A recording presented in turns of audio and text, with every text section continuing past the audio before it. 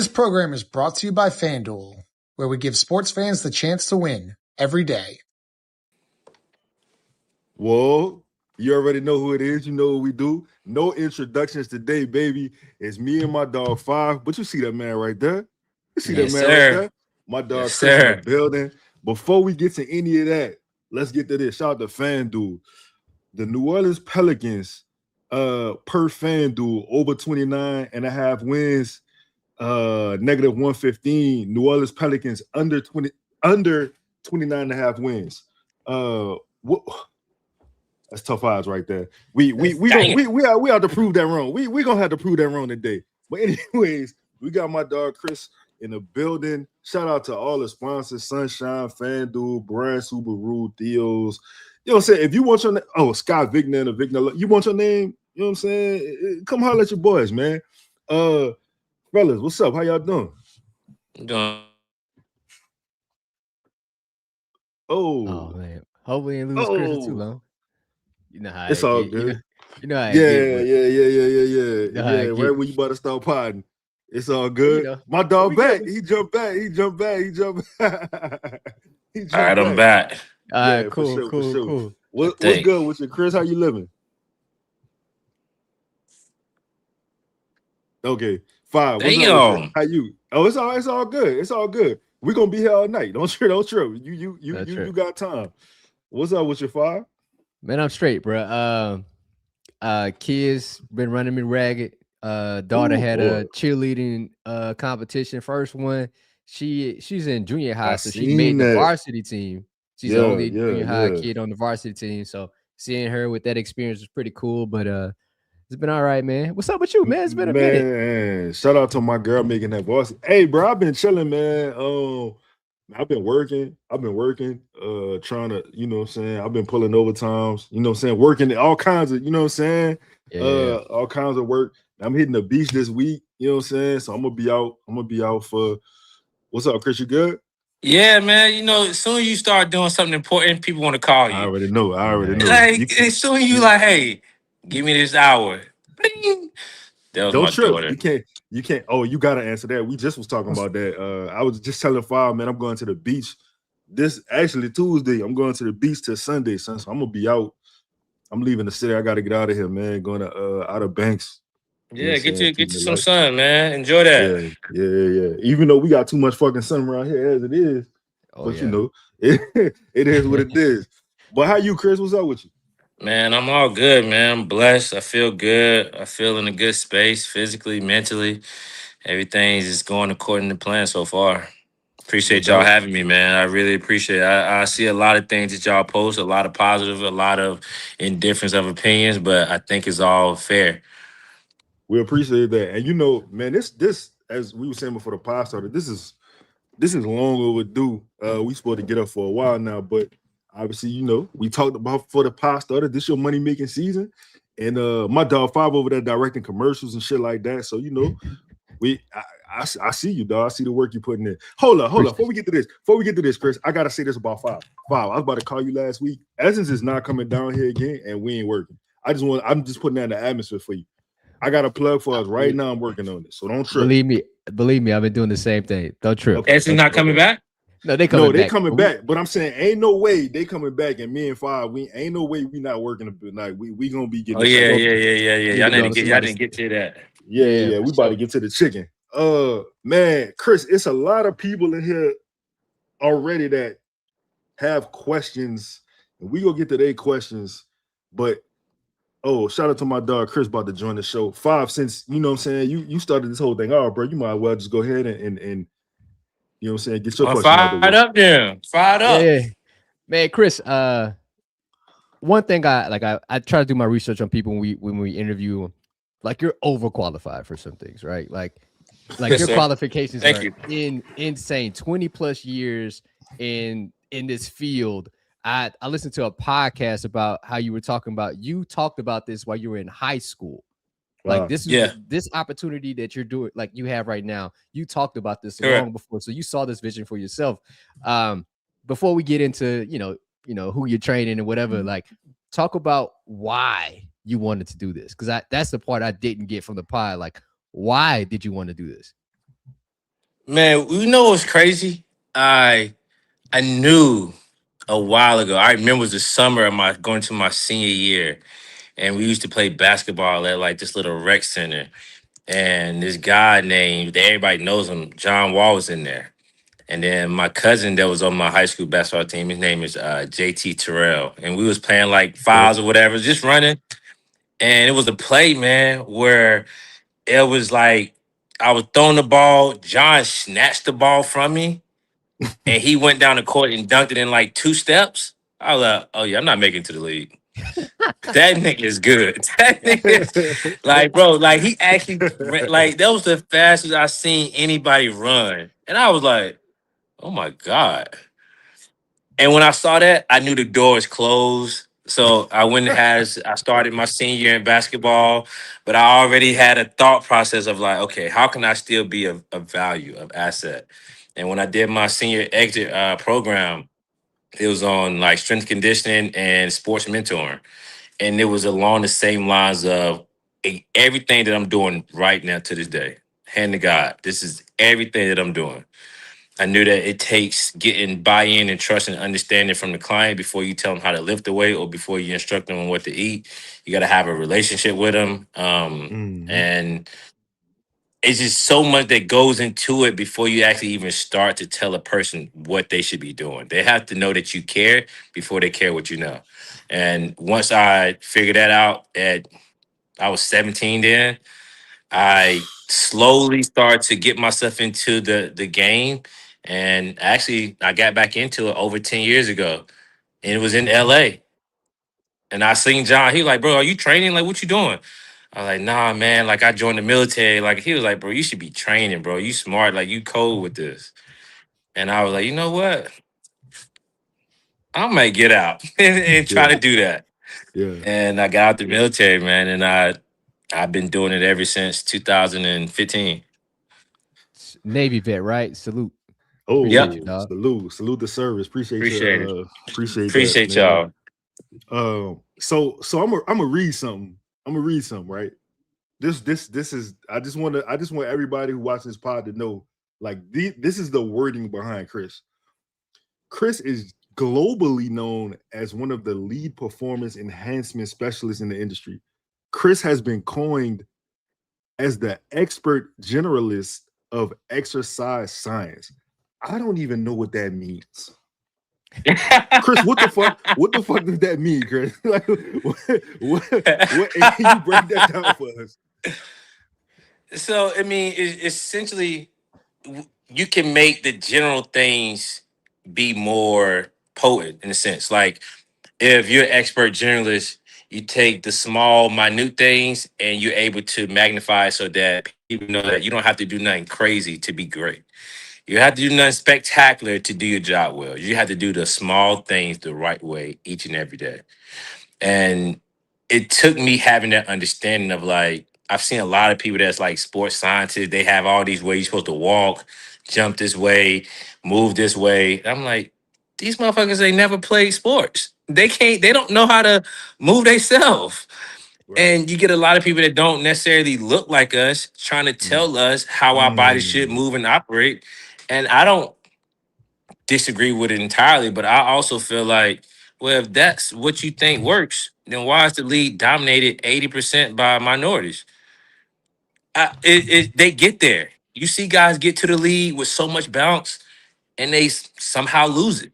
Right. People like, man, they get older, You're like, bro, how did they lose the bounce? They start doing all these strength and conditioning exercises, these compound lifts that is supposed to, quote unquote, make you faster, more durable. But I'm like, bro, scratch that.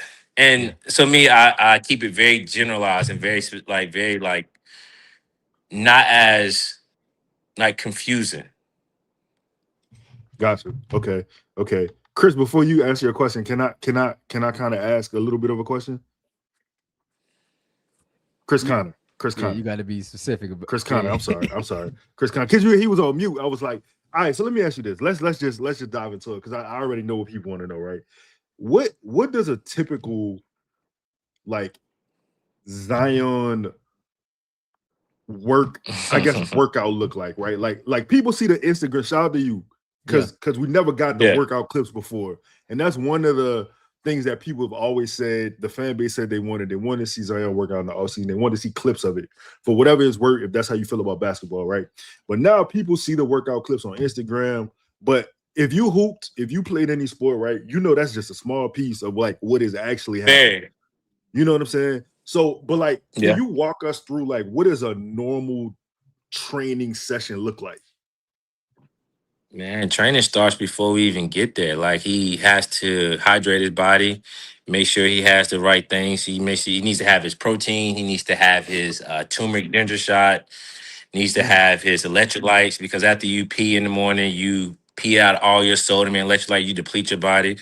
So before we get started, hey bro, get this stuff in you first, so we at least have a solid base.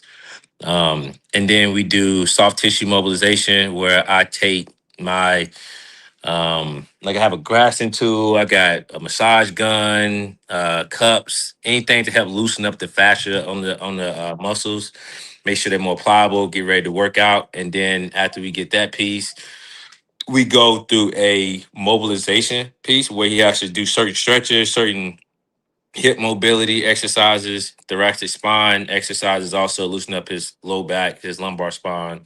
And then we get into an activation series that starts from the ground up. So he starts with his big toe, then go up the kinetic chain, which is his legs, his hamstrings, his glutes, his adductors, his core, his delts, his shoulders, and we kind of make sure everything is turned on. And that is one of the most challenging pieces, because even I tell all my clients, like anybody I ever work with, I was like, hey, I say that you should do maybe 8 to 12 reps, but in that 8 to 12 reps, you need to tell me what number is your golden number. Because just because I say do 10, you might only need to do 8 on this side. But then if I say do 10, you might need to do 12 on this side. So I don't like to say, hey man, we got 8 reps of this, 12 reps of this. I'm like, hey, in this flow period, you identify what you need. I'm going to build your toolbox up with the exercise that I know can help loosen up your hips or what you have issues with. But you have to flow through that to where you feel comfortable with doing it. So, I mean, from that standpoint, we go from there, and then we get to a actual movement phase, like moving his body a little bit, like whether it's jump rope, whether it's like right now, the phase we're in is more like taking stress off his body. So he'd do like an alter G, or we'd do a bike ride, something that doesn't add impact and stress onto his joints. So Alter G is an anti-gravity treadmill where he can like run in it, and he still can get the cardio conditioning aspect of it without being so much on his knees. And if our goal is to play 82 games or to be available for 82 games, then we have to not overdo it now in the summer months. It has to we have to build onto it. So we start with that movement phase, and then we get into a lift phase. And depends on what the focus of that day or how he's feeling. So like I have my iPad, I have my phone, and I have like a game plan. I don't have a set workout that we have to do that day, but based on how he's moving through that workout, I get to see, okay, well, dang, your glutes they're not activating right now. So today we're gonna do hamstrings, we're gonna do glutes. And some days you may have to do it back to back. But his body tells me what the workout is gonna be.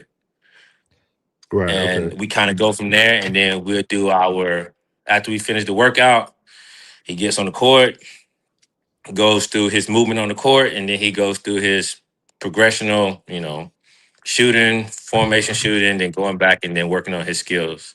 And after the skill training is done, then that's when we do our soft tissue again. He most time no, I lie, because he'd be sweaty as fuck. So he would go get in the cold tub, or he'll go get in the sauna, cold tub, whatever the case may be. He'll shower, come back, and then we do our soft tissue work. And then he'd be like, all right, I'm ready to go. But like some phases after the workout, we don't do any treatment, because I want his body to have a general adaptation to the work, and I want him to feel sore. So we know the difference in understanding like his body, like, am I sore or is this the issue? Right. So this is also a process for us to figure out, like, what am I dealing with? Is it soreness? Is it tightness from my lip? Is it tightness because like I might tweak something? But now we're just exploring, having him get an understanding of how his body actually feels, and Gotcha. then we do it again the next day. Super insightful. Chris Connor. Follow up. You muted. There you go. My fault for the long answer, Chris. My fault. Fuck that, Chris. It's Chris. Fuck Chris with a C. Don't do that. Don't do that. Don't do that. Yeah, don't do that. Respectful shit. All right, Chris, what's up, bro, man? Pleasure to have you on, man. What's happening? Appreciate you. Not much, man. So look, let me ask you something, man. Like from you, I heard you in the chat show talk a lot about the details of the process. What I'm curious about is, from your perspective, if you go back to the Zion that you first started working with and the man that you're looking at now, tell people, for which none of us really know, behind the scenes, where's some of the biggest growth, some of the biggest changes that you've seen him from day one to where you're at today?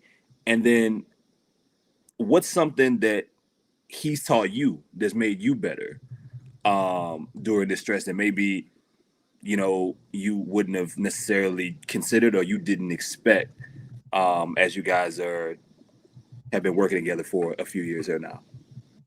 I appreciate you, Chris, man. Great question. First thing, I would say the one is and I actually just told him this yesterday.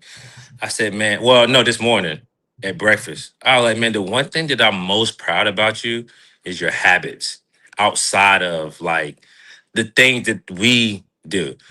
Like right now, like I go in the morning in the kitchen, he'll have like 7 empty bottles of water. I'm like, damn, that's great. Like that to me shows like, hey man, like I'm listening, bro. Like, so his habits that I've seen, just like maybe his stretching habit before we go golf, he's always stretching, he's moving his body. I'm like, I like that. Like, I like to see good habits. I like me not having to direct you or tell you to loosen up your body. I like for you to already know that there's naturally something stiff here, and for you to know how to loosen up your thoracic spine, your thoracic spine in a vertical standpoint without me having to show you. Because now it makes us able to enjoy golf and movement without you having to think about it. So his habits have improved tremendously. So that's all credit to him. Something he's taught me, I have to watch what I say because he's a very, very smart kid. He's not a kid, he's a grown-ass man. He's a very, very smart dude, man. He's very, very smart. And if you say like eternal water is the best water out there, if you give him a Fiji bottle of water, he may be like, all right, I don't want that now. Yeah. Okay. I'm like, oh, wait, like, I just like this bread. I'm not saying you shouldn't drink it, but like he internalizes so many things. And I didn't know that until like it was my first month. And I would just say stuff, just casually, just chatting. And he would take it for law. And I was like, oh, damn. I didn't mean like that. He said, Chris, you told me not to do this. I was like, yeah, but I was just saying today. He literal as hell. He like, oh, well, I just didn't do it at all. And I'd be like, okay, let me chill out, because now I need to make sure I'm communicating effectively, because he does whatever you tell him. And now what I'm noticing that he's doing more things without me even having to tell him. Like that has been tremendous, man. Like we went to the gym. We had to be there at 10 and it's like a good 40 minute drive. He was waiting on me. He was like, yo, I'm ready. And I was like, damn, like I'm up. Like I just finished working out. Like I'm about to walk over there, bro. But like he's anxious right now. Like the things that I'm seeing that I'm telling people like, man, this dude is very like, it's like he's anxious. He's ready. Like, bro, I'm so ready to get to the season, bro. I'm so ready to see what the schedule is. I'm ready for this. And I can't speak for him why that is, because, maybe new coach or whatever. Yeah. I don't know. But I know he feels very like, Chris, I'm ready, bro. Chris, you've been able, based on these conversations, you're even talking about Zion. You got Zion golf, and that's insane. That would be He's been golfing for years, though. That ain't no me. He got me golfing. You know what I'm saying? Wow. See, this We don't know that. We don't know that. We want to see Zion. This dude can golf, dog. That's a big dude to be golfing, bro. Like he probably like that bitch to the bro. moon. He can golf. That's crazy, bro. He can golf. That's nuts. So you've been able to kind of grasp his trust very, very quickly, right? Like that's a huge thing for between you and him. I mean, just to build that relationship, that's a big part of this. I always thought like he's a big person on authenticity.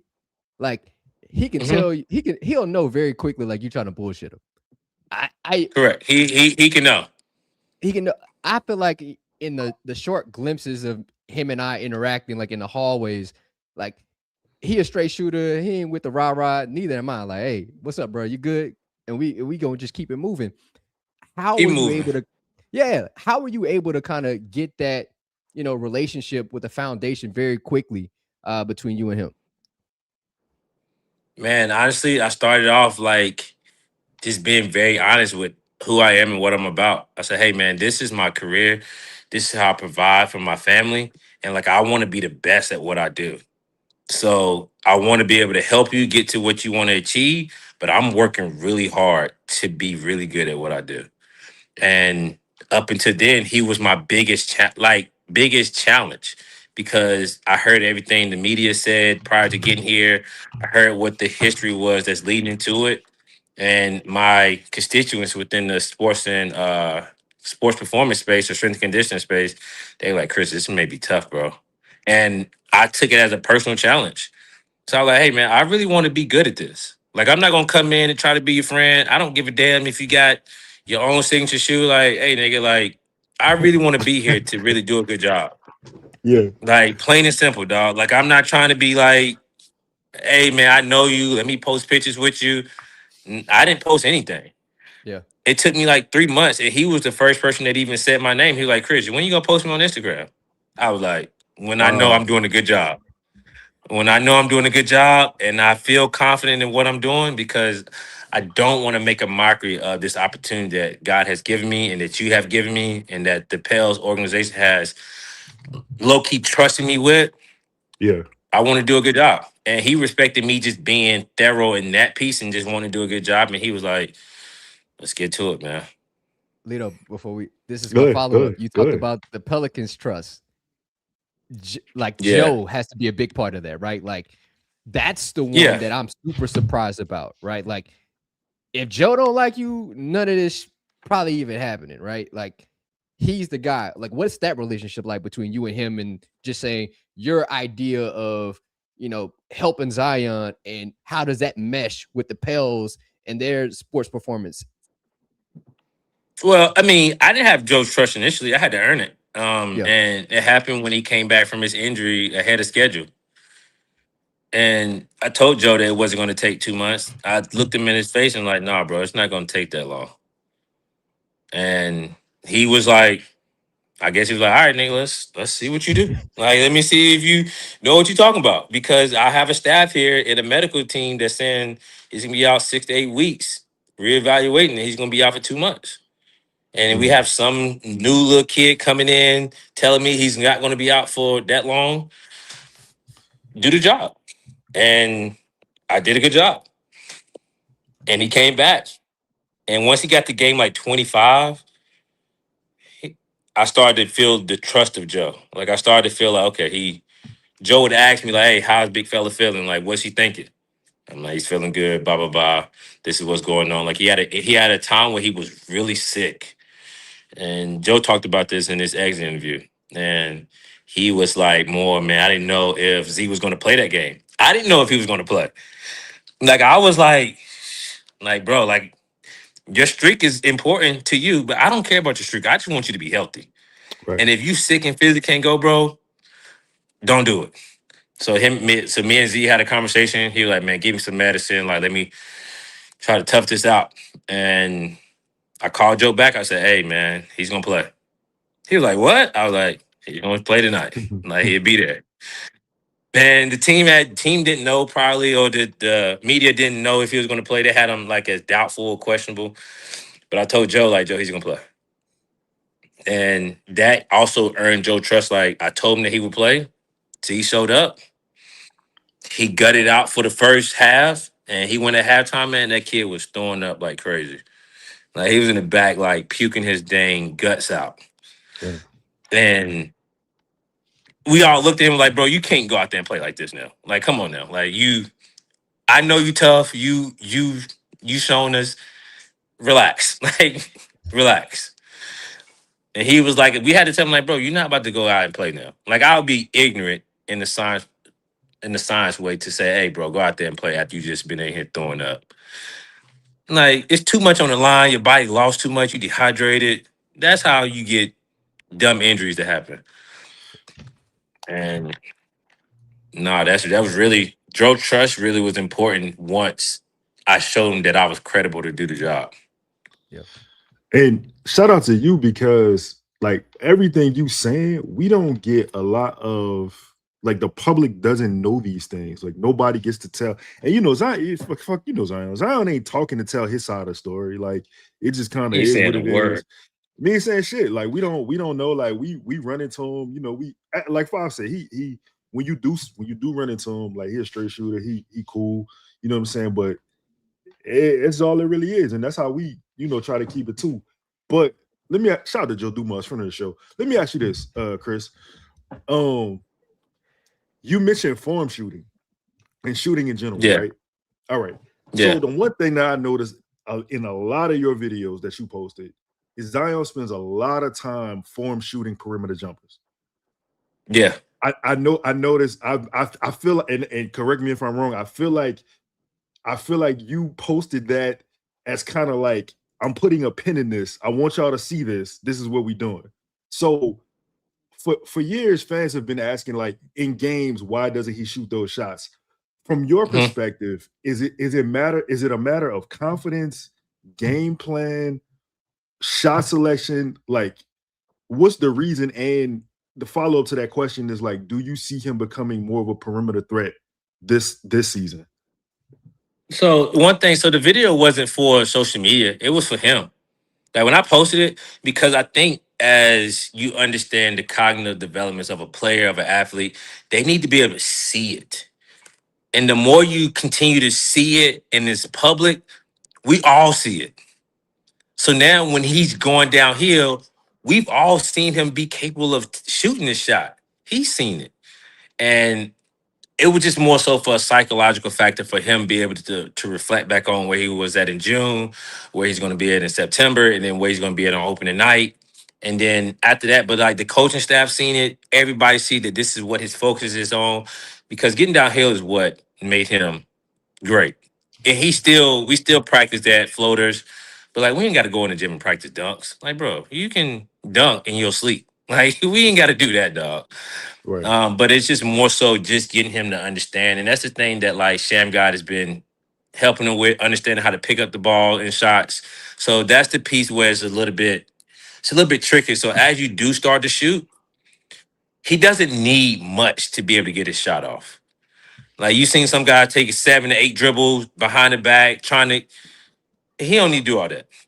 If he catches in a position, triple threat position, people are already going to back up, because the one thing you don't want to do is get downhill. So all you got to do is just, hey, this is your rhythm. This is your pace. Bro, trust your work. Trust your work. So, Chris, I'm glad y'all brought that up, because I want to add to something that Lito asked and what you said about the process of the thought behind him shooting jumpers. And Shamgod.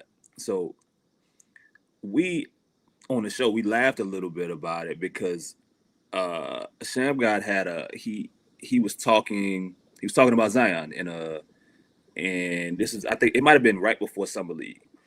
And he said very, very confidently, like, not just like not being a 2-level scorer. He mentioned Zion and being a 3-level scorer. And it wasn't going to be a matter of if, like, this is something that they're working on and this is something that is going to happen. Not to say that he's gonna that like the volume is gonna become he's not gonna be Steph Curry overnight, right? We're not gonna be watching games we shooting 10 threes a night, but I haven't heard anyone affiliated with the staff or affiliated with Zion talk publicly about that element in his. We're going into like year 8 of him being in New Orleans. What's your thoughts on that? I mean, is that something that, you know, like, hey, we're working on jumpers, you know, like this is what we're doing, but no, or like, no, there's gonna be the Zion that you see going into this season mixed with the Zion of old. It's going to be something that really nobody's really prepared for. Because that's how Shamgod kind of explained it. We laugh So like. I can be very frank when I say this. And like, I think a lot of the time that he didn't take shots, he really wanted to put his team in the best position to win.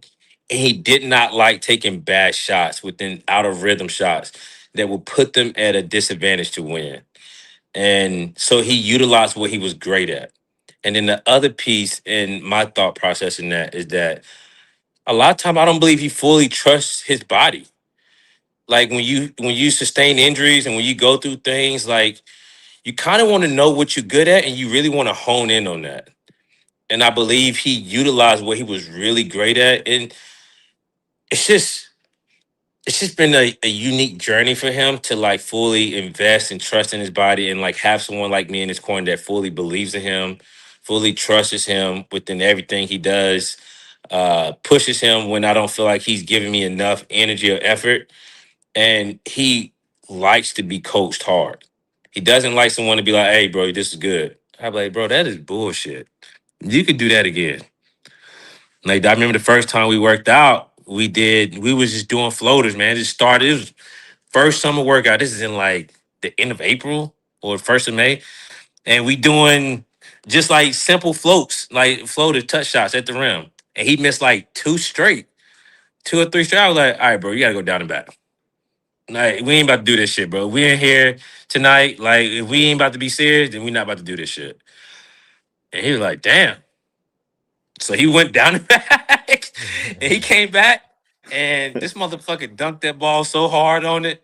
I was like, all right now. Like, I didn't say go out and do all that now. But you get the point.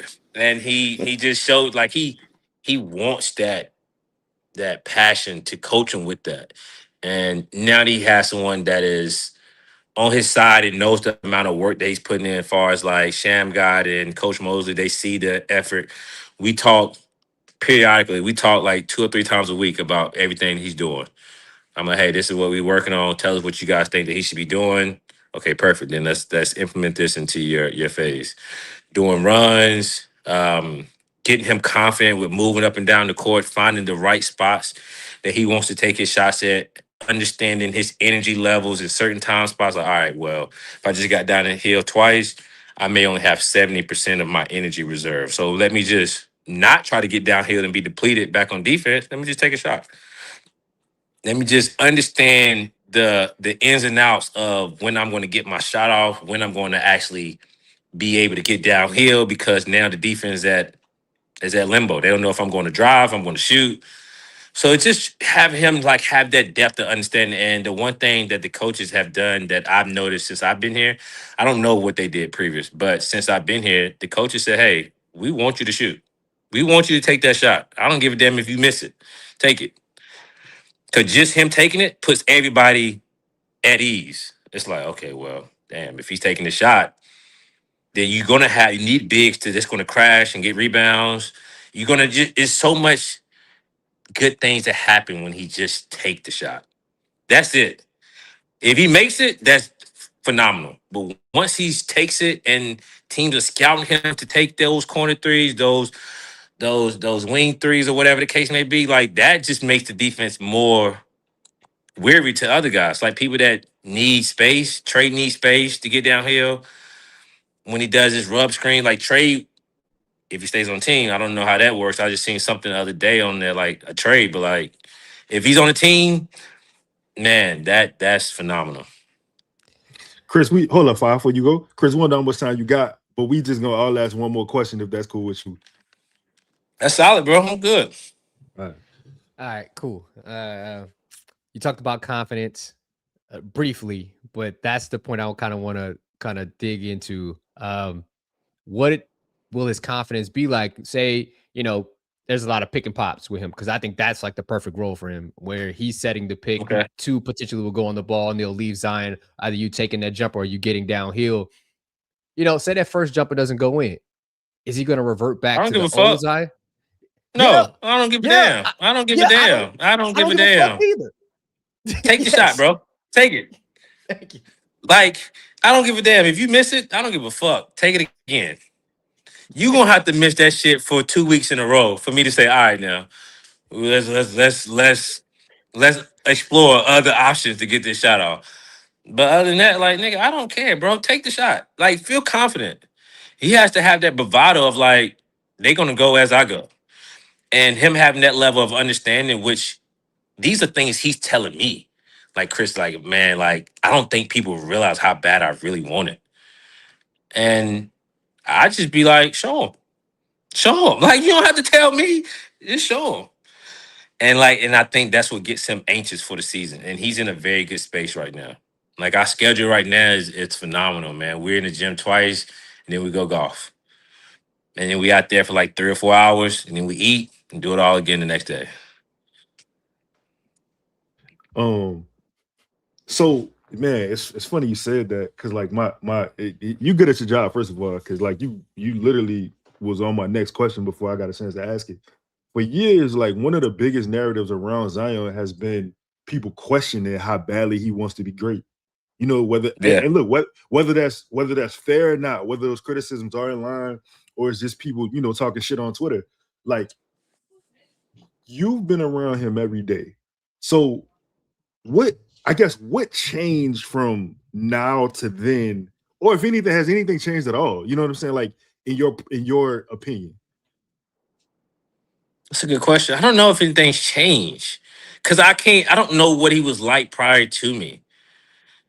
I don't know. I just honestly don't know if anything's changed or he's just a little more mature now in this phase. He's 26. He dealt with like a unique journey coming into the league, dealing with the business of the league, understanding injuries happen, understanding that when they do happen, who they gonna blame. Like those are things that a lot of people don't really consider. You have your personal life outside that, like, I don't know how much of it plays a factor him on the court, but I think a lot of times your injuries are not really what happened from lack of doing the strength work. It's more so about how your body is prepared to get into the game, whether it's sleep, whether it's nutrition, whether it's personal life stuff that you're having to deal with. Like, if you can quiet the noise on your personal life and you're add structure into your day-to-day, some of those soft tissue injuries you won't see. I mean, you just won't. And that's just my opinion in that regard. So I don't think much has changed. He's just been very just consistent. Like, it's just been, bro, this is what we got to do. I'm like, yeah, to go golfing, we do these 3 things, we good. And he cares more about golf right now because that's his peace and tranquility. Like, he can go out there and relax. Nobody's bothering him, taking pictures with him. Now, sometimes kids be out there want to take pictures with him, and it is what it is. But we go out there, play golf. He like, Chris, this is why I come out here to hear that noise when I hit the ball. Like, this is my favorite thing to do right now. And I'm like, true. Well, we know what we got to do. And it's just been a very consistent routine. It sounds like, that there's, I don't even call it small goals, but I mean, there's goals in place to ultimately get the rewards that he wants. And he's able to see that in multiple ways, whether he's on the floor or off the floor, which is dope to hear.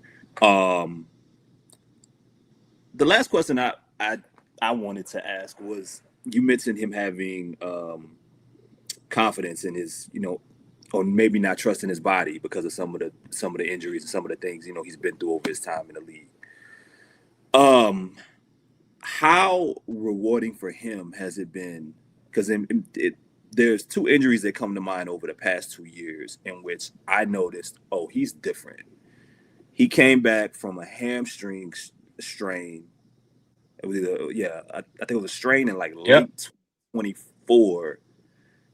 and then he came back in the beginning. It was like the beginning of like the end of January. It was a Minnesota game, and I remember thinking, okay, I've never seen him look like this game one coming back from an injury. Typically, like he was in great shape. He was like the conditioning was there and the game was there. It's like typically with Zion, in previous years it take a little bit, and that's not even including the setbacks that we were used to when it came to hamstring injuries, the soft tissue injury. It would always be something that followed. Nope, he was back when he said he was going to be back. I think he might have been back a little bit early. He was ready to go, and then you had the adductor injury that you spoke about, in which he came back way before he was supposed to. Those are two injuries in my mind, just in recent times that you've been working with him, in which, okay, like for him, that has to be really, really important, or it has to be really like a big confidence builder. Can you go back to either of those times to where for him it was like, damn, I really can do this. Like these injuries, they may be setbacks, but they don't have to go like the previous ones have been in regards to the layoff and the time missed. Yeah, no, definitely. It like I had to earn my check. I had to go in there and show what we can do because he likes to play basketball. His contract is weighted based on games played. There's so many other like arbitrary things that go into like making my job more pressurous. So I'm like, okay, like Chris, you can't fuck this up. Like if it's supposed to be 6 reps, he make sure he do 6. Don't make sure he do 5, 7. Make sure he do 6. If he's supposed to do treatment this way at this time, make sure he's on time to do this treatment for this amount of time. So like we got thrown into the water early. When I first started working, we was thrown into the water. He had to know, like, all right, you got an opportunity, Chris. Don't mess this up. And he trusted me to like have his back. And I was like, okay, let me focus on this. Let me work. And him and I did a lot of work, like 2 or 3 times a day, getting to the facility early because we had to be in. Well, I had to be in the facility and out before anybody else got there. And the facility had resources that we need to utilize. So I had to go in there and do the work. Some of the things, red light therapy with them. We just had to do a lot of extra things in the early part of our rehabbing process because I was managing his hamstring injury also. So it was like, this ain't easy. Don't think that what I'm doing is like is easy. And he understood like it was difficult, but he was like, all right, I trust you. And when it came time for him to play, I think the first 2 games when they had to bring him off the bench, I think that lit a fire under him because he was like, bro, I don't come off the bench. But I'm like, well, now you do. like, show him that you're healthy. Like, show him you're healthy. And I think he went out had like 3 straight 20+ point games or whatever when he was coming off the bench. And that was like, all right, yeah, put him back in the start lineup. He healthy. Whatever him and Chris did, it worked. And he was able to get off minute restriction and was able to show them. But so like I think us being thrown in the fire so early in our relationship that it makes now that like God forbid something happens, he can look at me and know that like we can do this. Like we can actually get through this. This is nothing that he's going to be afraid of. He know that like, hey, I can go out there and run 1,000 miles per hour. If something happens, I feel away. I could tell Chris. Chris gonna make sure we on it. And that's just credit to him for trusting me and kudos to me for doing a good job. But I plan on being the same way this season, doing a good job with him, continue to keep him on the court so that people can enjoy him playing. And hell, I like watching him play too. So like, dude, go out there and play. I don't like going to games that he ain't playing. Hell no. Ain't trying to see that. Ain't trying to see that, dog. Come on now. For sure. I'm gonna sneak this last question in because Lito, always get one more question. Chris, yeah, do you think is Zion running 1-on-0 or is it 1-on-1? Is he running 5s? Like, are there? No, we don't. We like we doing 1-on-3 right now. So like, it's him versus 3 people. Okay. So giving him different schemes, different looks to figure out where to get his shot off at. Okay. So starting the half court setting, he's coming downhill. Well, I don't fuck. 1-on-3. He's getting downhill, working on his stuff, trying to find his spots that he like to get to, and it's more controlled chaos. I I act as a big, so maybe 4 sometimes. I act as a Roman big that's collapsing the paint just to give him another look, working on his playmaking skills, understanding like where the pass going to be at when he drives, or also understanding where that pass is going to come back from when he gets open after he drives. So I mean, it's just one of those. We're not 5-on-5 yet because I don't know what the 5 is going to look like that he's going to play with. I don't know who's going to be. I don't know anything. Like people be asking me who's going to start. I'm like, bro, I don't fucking know. I don't. I don't broke the starting lineups. I don't talk to Joe Dumars and say, hey man, are we getting LeBron James? I don't. I don't have those conversations. I don't know what people think and suspect me to do, but like I'd be like, bro, like I'm just supposed to make sure he's strong, he's healthy. That's all I know, bro. I don't fucking know what players we getting. I don't know what defensive scheme setup is going to be ran. Coaches are not telling me, hey, Chris, make sure, hey, Z's in the B gap. I don't fucking know. I don't know. I'm just supposed to make sure that he's healthy and he can play. But right now, we're working on his conditioning. So it's like he's doing 103, 104. Sometimes if I'm a ghost big, and he's having to just play, make, and read and make shots. Man, no doubt. Chris, tell the people where they can find you at. Man, you can find me on Instagram. You can find me on Twitter. My name is as it reads on here, Kris Chrisp, KrisChrisp. Man, if you have any questions that I maybe can answer, I'll try my best. But a lot of times people be tweeting me crazy. I be like, bro, I don't know. Like, I got no control over that. Hey, can Zion come to the Lakers? I'm like, how the fuck I can do that? I'm not an agent. Like, I don't have no control over none of this. Like, I think fans just be saying some of the craziest things they could think about when they find somebody has access. Yeah. And I always want to get them clarity. I have no control over none of that. If Z decided to stay in New Orleans for 20 years, I ain't got no control over that. I guess I'll be there for the next 14 years. But if you don't, I don't know, bro. I don't know. I have no idea, bro. I just want to add clarity so people understand, like, hey, Chris don't know shit. We appreciate that. We appreciate the clarity because that's all we be looking for too. Last name, man. You from Atlanta? Nah, I'm not from Atlanta, but I stayed there for like 6.5 years. All right. I'm from Charlotte. Okay, cool. We were just trying to make sure you wasn't a Falcons fan. That was it. No, I'm a Panther fan though. Yeah. So I mean, we all NFC South. So like, you know what I'm saying? It's a game November 15th. I'm gonna be there. Happening? You know what's good? We'll be there. We'll be there. But like, this is the thing. Like, I want you guys, and Z knows this too. I'm a Carolina fan. Here we go. He's a Duke fan. Yeah. I don't switch what I like just because somebody else likes something different. That's what you. And Z love Duke. I'm like, bro, I'm a Carolina. Like, I have it tatted on me, man. I'm a Jordan. Like, hey, just because you went to Duke, don't trip now. Like, wait, Chris, hold up, Chris. One more time. What? 5? You heard him? What? Man, what school you said? Let Chris talk, man. I don't care about that. Yeah. You said talk. You said talk nation. That what you said? Yeah. Me? Yeah. All right. But I'm hey, look. So y'all can be Saints fan. I'm a very respectful Carolina fan because I know where we were and who we are now isn't the team that I like be looking at. Like, I got a group chat with my Carolina Panther fan. I'm like, bro, like, am I gonna be a fan this year or what? Like, what we doing?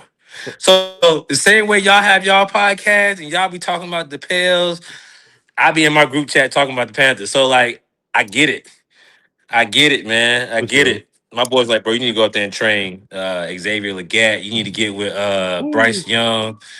I be like, it don't work like that, bro. It don't work like that. So my own friends be confusing what the hell I do. They're like, bro, you need to go get them dudes right, man. Them dudes soft. I be like, damn, who you think I am? I'm just one dude, bro. So I'm a Carolina fan. So, November 15th, I think, we play in New Orleans. If I'm not mistaken, it's in November. Yeah. I'll be at that game. For sure. Well, man. I don't know. Whenever the schedule come out, hopefully I could be at that game. If we ain't traveling, true. Right, true. Well, shit, man. We appreciate you pulling up, man. You know what I'm saying? You are going to come back anytime. You know what I'm saying? That's on us. This was long overdue, like I said. We appreciate the transparency, bro, and we definitely go keep tapping in with you, bro. Appreciate y'all, man. Y'all keep doing great things, man. Keep giving honest opinions. Stop letting people give false narratives about what they think about him. If y'all confused on something about him, just ask me. There's a chance that I might know if it's related to him. Like I might have an understanding. I see this dude every day, man. I'm like, nah. He probably can hear me. Tell that boy pull up on the pod. That's what we really need. You know what I'm saying? Yeah. 5-10 minutes. Cause last time we talked to him, 5, he was like he didn't want to talk about 400 degrees. We was trying to talk about 400 degrees, and you know what, Chris? Here's a question for you to ask him. Ask his young ass why he listened to all his old ass Biggie. I don't see him play nothing current. Bro, like, he don't play. That is him. When we go golf, he has something like I think he was playing Michael Jackson, like something from. I'm like, where the hell you get this playlist from? Like who? Bro, he's a very old soul, but he's a very, very, very nice guy, man. Yeah. And I always be like, bro, you too nice to these dudes, man. Like, get them dudes out the way, man. But he's a very like old soul. He listened to like R&B. He has this young boy phase where he listens to sometimes, but like if it's up to him, it's gonna be something that's a throwback. So if you're talking to him about music, movies, that's where you get the best genuine personality from. He's gonna give you an honest answer. For sure. Well, shit, man. Again, we appreciate you, Chris. We gonna keep tapping in with you, bro. We go. If somebody got a question, we'll let you know. Appreciate you. Appreciate it, bro. Thank you, fam. Right, appreciate Thank you. All right. Good interview, man. Shout out to my dog, Chris, man. Y'all have some good ass questions, boy. Your boy's good at y'all job too. Yeah. That was fun. That was fun. It's fun as hell, man. Super insightful. Yeah. You'll get a lot of transparency like that with people. Like people don't be wanting to really like answer questions, bro. Hey, he a real one. You can tell he was honest. He ain't give a fuck. Honest. Yeah, he was honest. He cursed. He said, "Nigga," but we had that was great. Hey, listen, once he bro, said, Chris, yeah, go ahead. My bad, Chris. Go ahead. Nah. I mean, look. So you said like we don't get an opportunity when we get people that are in his role or affiliated with said player, or we don't get the transparency. But we also like sometimes they use they'll use that as like it'd be like a PR stunt. Yeah, right. To just say all the right things and just try to use it as a situation to kind of paint as a narrative kind of builder. And that wasn't the case, with Chris, bro. I mean, he was honest, and you could tell like they have a real genuine connection what they're doing on and off the floor, and that to me that bled during the interview, man. So cool dude, man. Go ahead, Fab. No, I'm just saying what I think is interesting is like he works for himself, so his allegiance isn't to the Pelicans, right? Mm-hmm. The benefit of the work happens for the Pelicans, but like he doesn't need them per se to do his job well. Now, if they work in tandem, it benefits both of them, but he can literally do his job. Again, he didn't talk like this in the other pod, right? He wasn't like as open, of course, as 3 black dudes. So of course you probably felt at home. I guess that's the benefit of being on Propel Stock. Shout out to Buku Media. But like he talked about how Zion asked him to redo his entire gym. You know what I'm saying? Like he could get all of the necessary equipment that he needed, that he would need in New Orleans if he wanted to. I think Zion would oblige because if Chris said he needed it, he would have it. But working in tandem with the Pelicans would strengthen the relationship. So the Pelicans almost need Chris more than Chris needs the Pelicans. Mm-hmm. Yeah, man. Go ahead, Little. No, I was gonna say, man, when he let that first N-word go, yeah, I was like, yeah, we home. We home. We got the crib. I feel good about this. Man. Take our shoes off and pod. Yeah. And look, man, shout out to Chaz for opening the door a little bit. Yeah, man. Like, yeah. Because it's like we'll probably be seeing more of Chris, right? Whether or not it's by design, he's been Zion's PR, right? Yep. I have that in my notes. Yeah. Whether or not he wanted to be, yep. like whether or not he's getting paid for it, he is Zion's PR. He is Zion updates. Because all of these, all these pages that we see, players said updates, like you don't get many live updates of Zion because he ain't outside. Yeah. And like now last year he was. That was the summer. Last offseason he was, but he don't be outside like that. You're not gonna catch him at the local $300 a month gym. You're not catching him at Lifetime working with a bunch of other NBA players and trainers. It just ain't. That's not him. It's never really been him. So you don't get to really see, the imagery throughout. And I'm glad that not only are we seeing that, but now it's taken a while for someone of his talent, Favalito. I can't think of someone that has been that closed off to like PR, to like updates. Maybe like a Kawhi, but Kawhi was never like, we talk about Zion was called the next LeBron, right? Yeah. Like was, the number one pick. Zion was supposed to be, generational, and talent wise, he still is. So it's just cool now at this stage to kind of see the maturation of it all. But seeing someone that that feels and appears to be really genuine, kind of in the front of it, whether or not it's the job or not, he is the PR. He is the the spokesperson for some of this. He is updating with the workouts. He is updating with the game. He is showing things that a lot of fans wish or have been wanting to see for years. Yeah, that's super surprising that Zion doesn't have like a. I don't want to misappropriate this, but like a local PR, right? Like he would have somebody that's like a day-to-day person, looking out for things, not to, approach Zion about them, but just looking out for fires and looking out for, communications that surround Zion. And maybe if he had that, things wouldn't go ablaze as fast, right? A social post here, maybe a couple pictures, black and white, it could be anything, could help funnel certain narratives in a direction that's positive for Zion. And it's not like Zion would want this, but to protect the brand that is Zion, you would want to do that. And, if you need any ideas, holla at your koala. Yeah. Yeah, man. But shout out to Chaz, for spearheading that. You know what I'm saying? We like before the show started, I was telling Five, me and Chris, we have been talking since like April, but we just never got a chance to lock in and do the pod. He said, Chris, before you came on the show, like before the show started, he was like, "This is my money making season." So obviously respect, like get your check.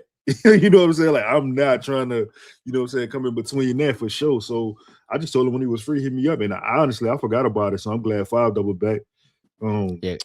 It's wild. Like damn near, I think we both were probably talking to him at the same time. Like I hit him up in March. So that was unbeknownst to anybody. But again, shout out to Chaz who, blazing that trail. And I think that possibly would have made him more comfortable to come on our show today. Yeah. Yep.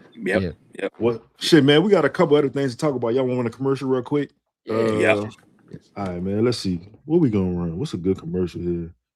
Terminex. Terminex. Let's do it.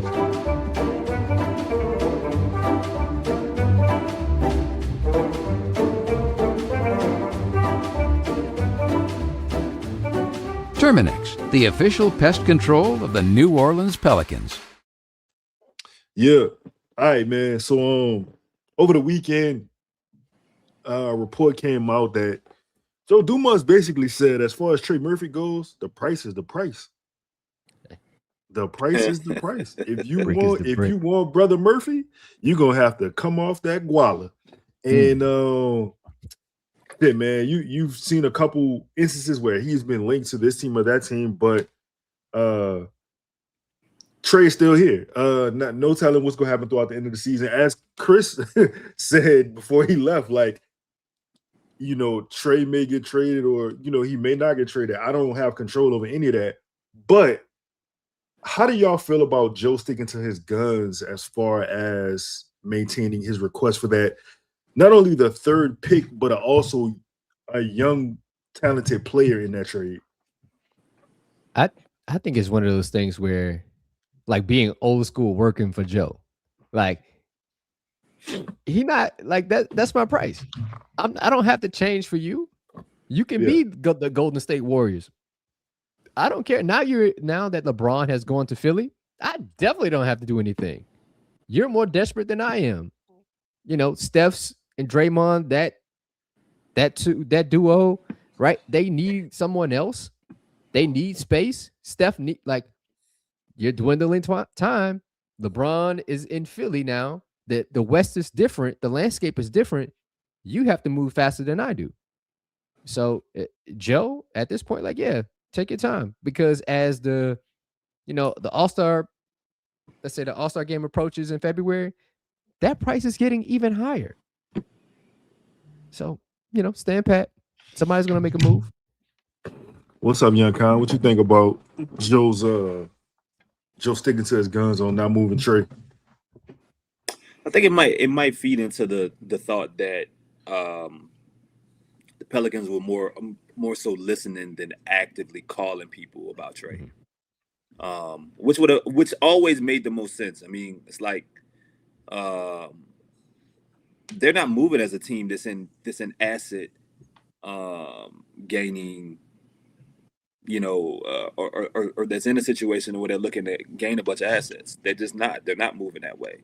They're not moving to. They're not. We're talking about maybe possibly looking at a Sadiq Bey extension. They didn't move off of Sadiq at the deadline. DeJounte is still on the team. Who knows what you could have gotten for it, but for him. But it's in there. They didn't.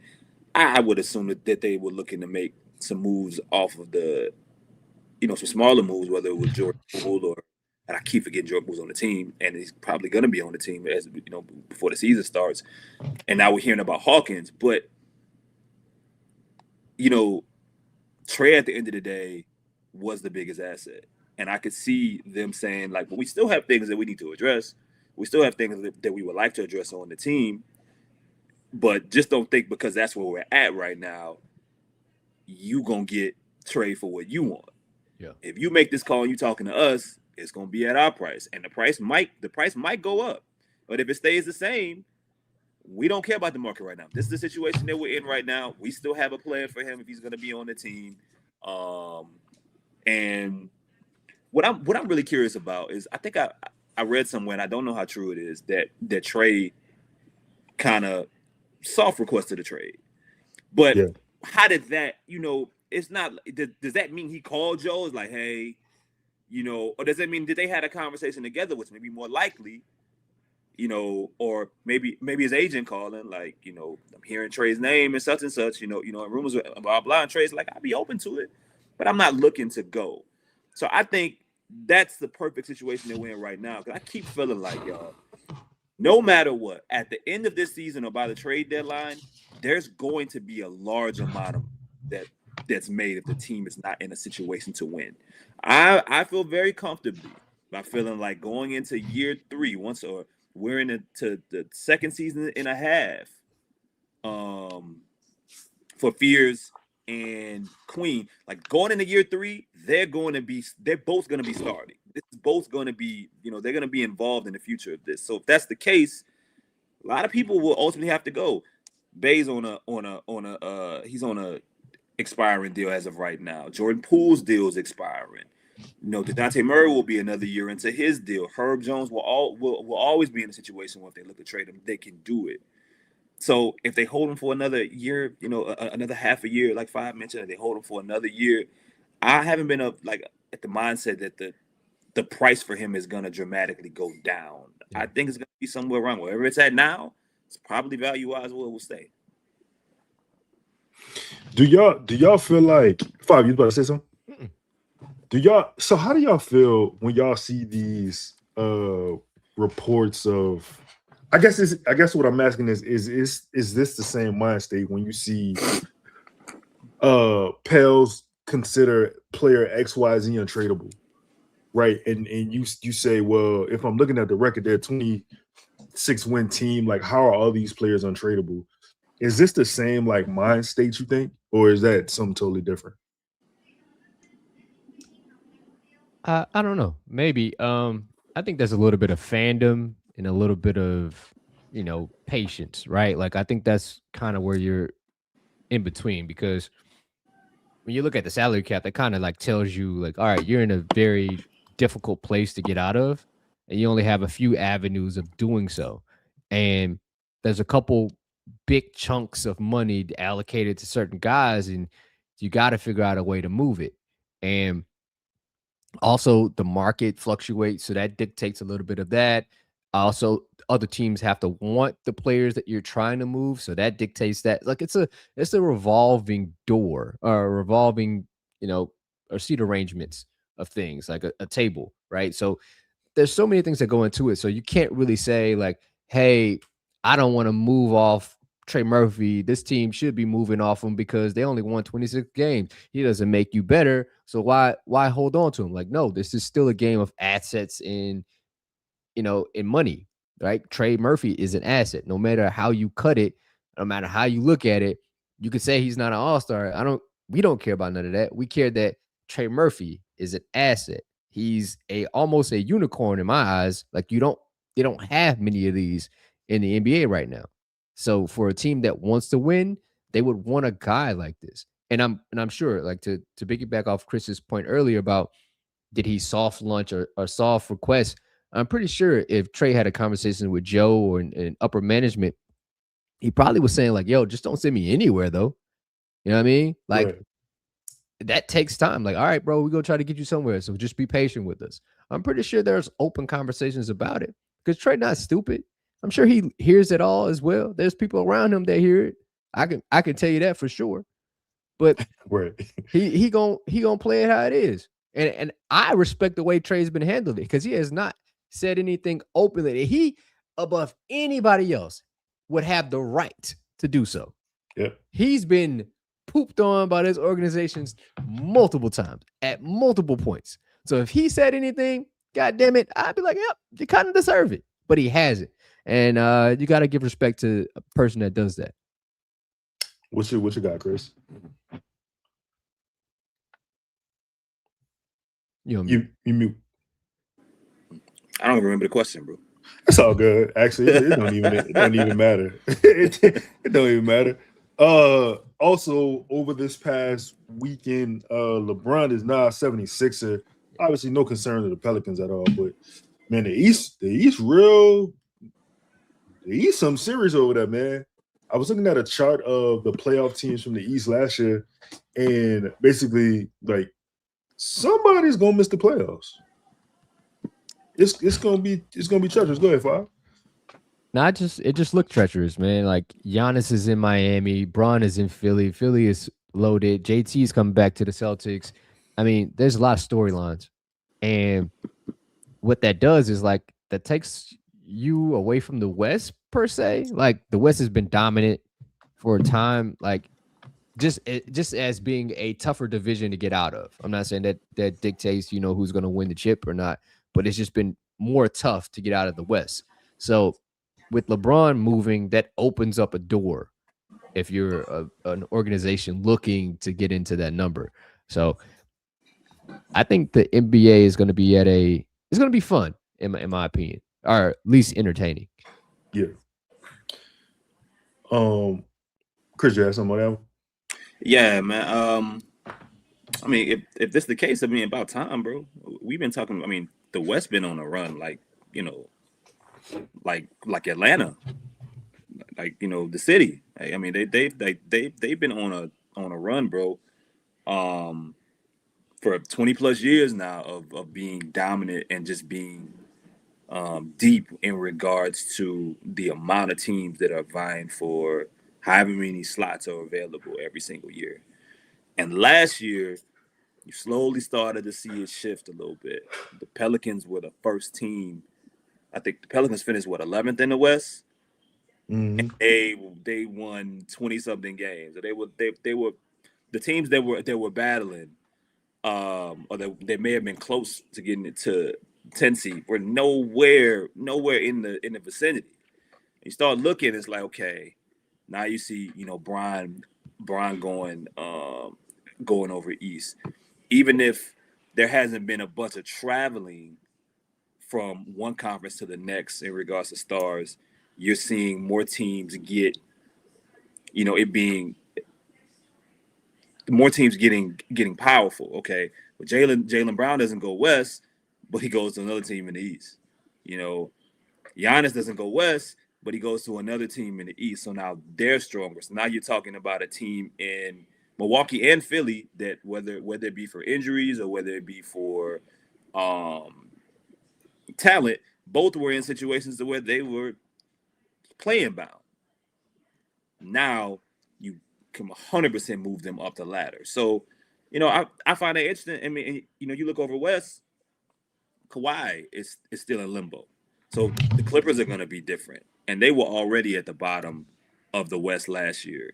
The list. I think the list goes on and on. I mean, what are the Lakers going to be like? And when we talk about ultimately, I think that's something that we need to keep in mind in regards to the Pelicans. We're talking about the West.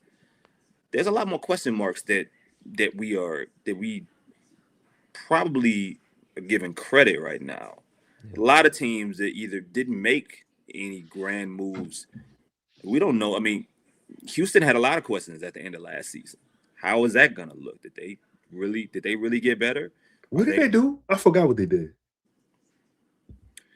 I gotta check. I think that they re-signed Taureed. They re-signed Taureed. Sure. But they did something else. I'd have to look. I thought that they did bring in they brought in a role player, but off the top of my head, I can't think of who it is. Oklahoma City, we expect them to be back and and healthy and be a really good team, but there's some change there. Lou Dort's gone. How is that going to look? They draft. They get lottery position. Like the list goes on and on of question marks. So I think in regards to the Pelicans, man, while we had these conversations and we was before the season starts about are they going to make a leap? How many games would they have to win to make the play-in or make the playoffs? I do think that we got to keep in mind this conversation that we're having right now about the East and the West. It being a little bit of a swing in power, and that might mean that you might not have to win. You could win 40 games in the West and be in a situation in making the playoffs. Is that a large ask for this team if the Pelicans are healthy? I don't think so. You have them. Did you give your number based on wins for next season, or I think yeah. I mean, I think in all fairness, until I see anything, I think the safe the fair pick is somewhere between mid to late 30s. I don't think that they'll finish with 20 plus wins again. I think they'll be mid to late 30s. Well, if you want to take Chris's advice, FanDuel has the Pelicans at 20.5. So, take Chris's advice, go put some money up, make some money. Shout out to FanDuel. Boy, my dog, that boy good. That boy good, huh? That boy is good. Yeah. Yes. You had a topic you want to talk about. You want to talk about the Pelicans' biggest strengths. Yeah, when you look at this team, right? It looks like it's very clunky.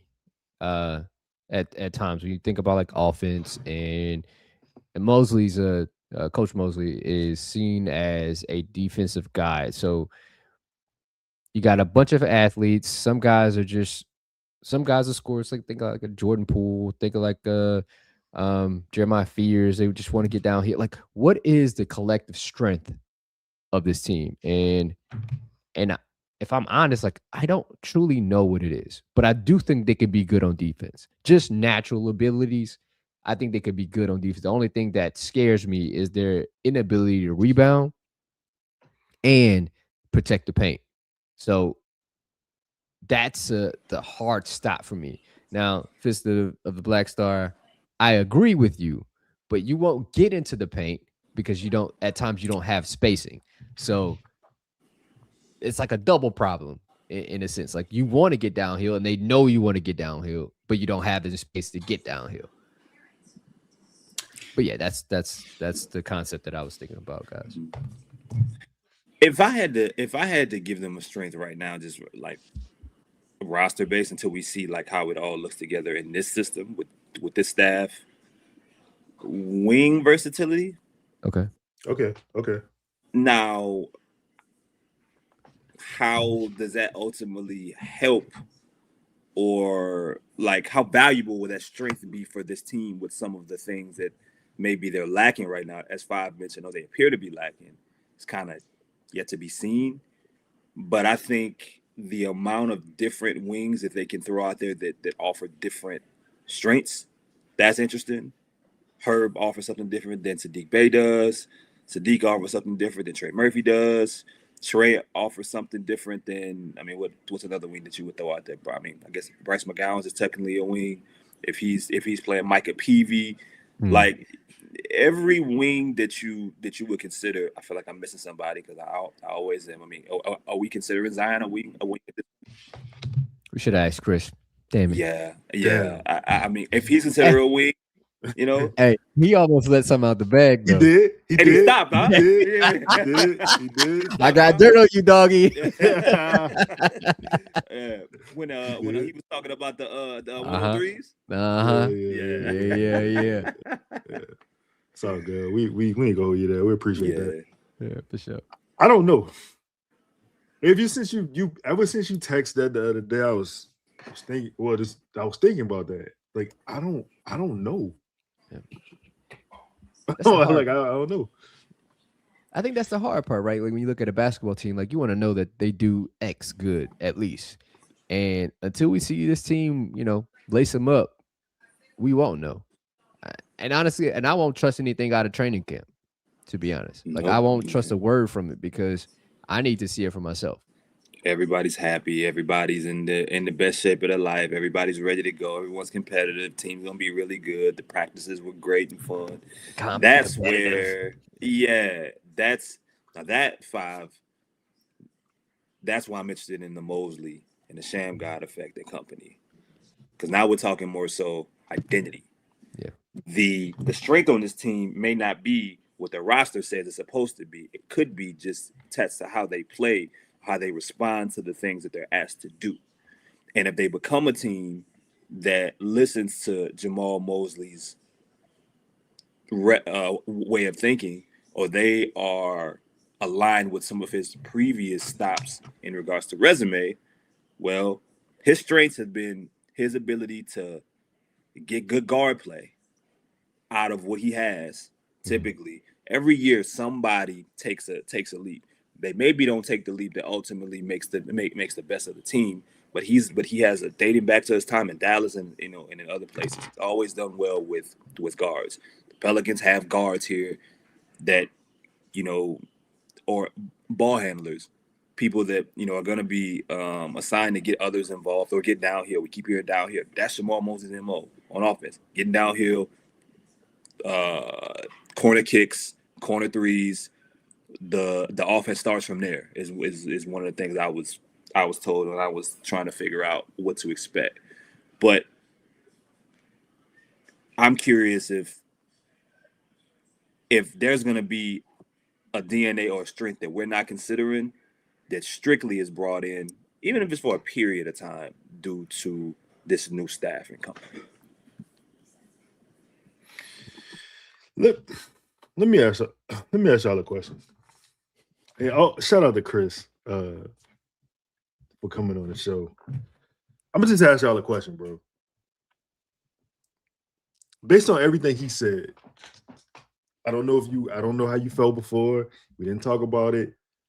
Based on everything Chris talked about today, based on all the clips you've gotten from Chris this offseason, where you at? You back? Are you back in? You sold?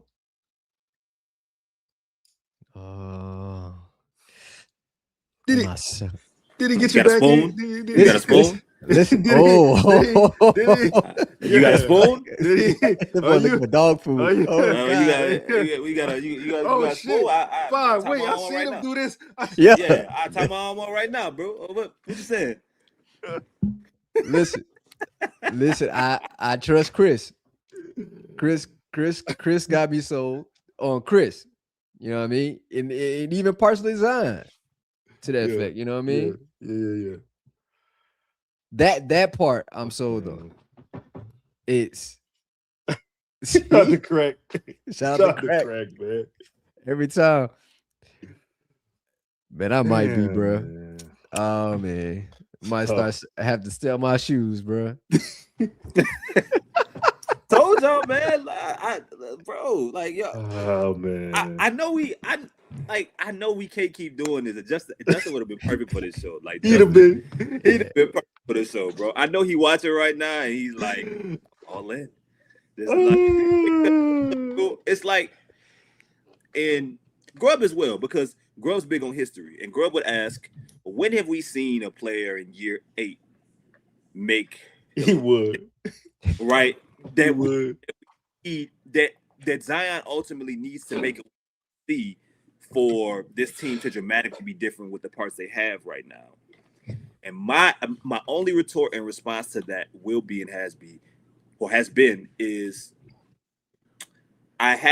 you would have to give me an example of someone that's had the kind of change that Zion has had right now. We don't have to celebrate everything. We don't have to be like, yay, he's posting videos, yay, because the bar is low, 100%. I won't fight that. But even if you were being at your most pessimistic, it would be very difficult to say that man is not making improvements. That he's, even if he's not at the top in regards to being, a professional yet, he's definitely improved from the guy that we were talking about 2 years ago. You can see it. We're not talking about weight anymore. I don't know if you guys, we're not talking about weight or shape. That's no longer the equation or conversation. The people that are watching, the people that have been locked in, we're not having any more conversations about will he be in shape come camp? He's in shape now. What is he doing to spend the off season? That's no longer a question. For the first time, we are talking about strictly basketball. and again, the bar is low. But to me, when it comes to Zion, we have not been here. It's been an injury, it's been weight, it's been scandal, it's been this, it's been that, whatever it's been. We're talking about basketball. You have to if that go find your spoon for one more offseason. I just need one more offseason, y'all. I just need one more offseason. Can you give me one more offseason? Can you give me just one more? Chris, when the Pelicans, have a giveaway and it's a spoon, I know it's because yeah. Oh, they start passing out spoons, bro. That should be insane. Somebody get fired, but yeah. What if they start passing out? They start passing out belts for them. The strength band. Hey, fuck, man, I'm back. They got me, dog. They got me. Hold on. You smoke crack, don't you? You smoke crack, don't you? Look at me, boy. Don't you smoke crack? I smoke crack. Wasting your time, drinking that wine, smoking that smoke and doing that coke, dealing that dope, giving up hope. School is a joke. Gang banging. We back. I'm back. I'm back. Fuck it, man. Fuck it. I can't believe this shit. Like, Ronald Reagan is fucking doing jumping jacks. God damn, bro. I swore I went, bro. I took the 7 steps. I got the pen. I said in the meetings, like, I was not coming back. Coin? You got the coin? I got the coin, bro. I got the coin. Man, I'm back. I'm back, bro. Bro, Dylan, I know we did. I literally just talked to Dylan yesterday. I said I'm out, bro. I'm back. Dylan, I'm back. I relapsed. I'm back. I'm sorry. An addict. Listen, bro. An addict is always an addict. An addict is an addict forever, bro. Mr. Black Star just said that. Yeah, exactly. A fiend gonna be a fiend. Fiend gonna be a fiend. You can't change no fiend. You ain't back if you ain't on crack. You heard that? You heard that? You heard that before. What did I? Because look, say, bro. When I picked the comment, I almost thought it said something else. Yeah, and I was like, yeah. It's like, It's a little, the words are a little too close together. Go a little too far. Yeah. Oh, before we end the show, I gotta say this, man. Shout out to Nalissa Smith, man. My hero. boy. Hey, My hero. real hooper. Big sniper. Yeah. Real hooper. Like, Yeah. She joker. Boy. Like everything Son. orbit around her. Son. Yeah. She just it was. Let me get that. Oh, I'll take that from you too. Yeah. Hey. Yeah. Roster crazy. Hey, good God, man. I believe. My bad, y'all. My bad. Y'all know though. After the first hour, y'all know it's past basketball. We 26 minutes past basketball. So, man, I ain't got nothing else. I guess though. Oh, we supposed to go through these comments, huh? My fault. I'm on the end of the show. There you go. Damn. Melissa had me in a. Chris, you seen Aaliyah? I thought. Look, bro. I thought black women didn't cheat, bro. Huh? Nah, black men don't cheat, Chris. Oh, okay. All right. Yeah. Okay. Yeah, it's the other. It was just Ricky Hazen. No, man. Hey. Wait, what? Blazing. Boy. It was.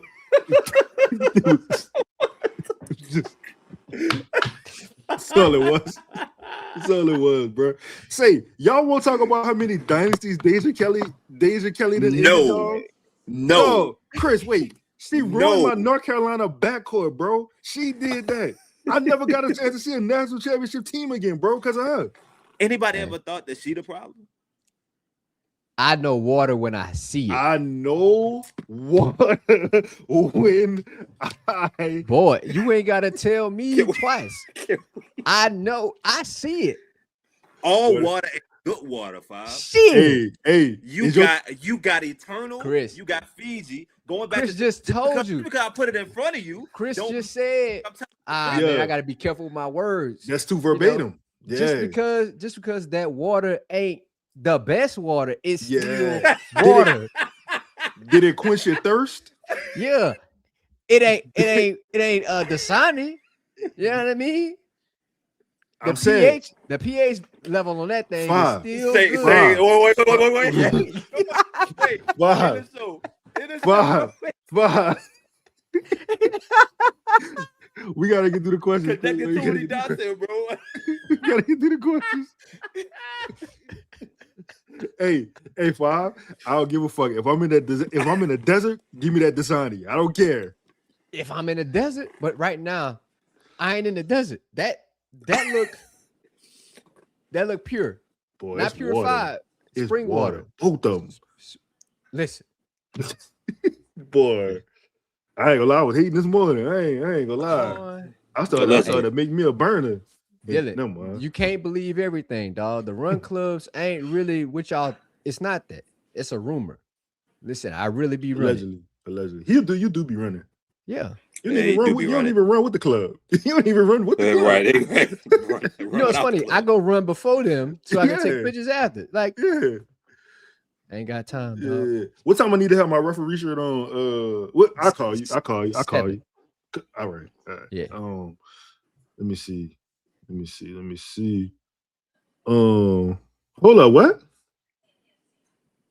You know what I'm saying? Shit, man.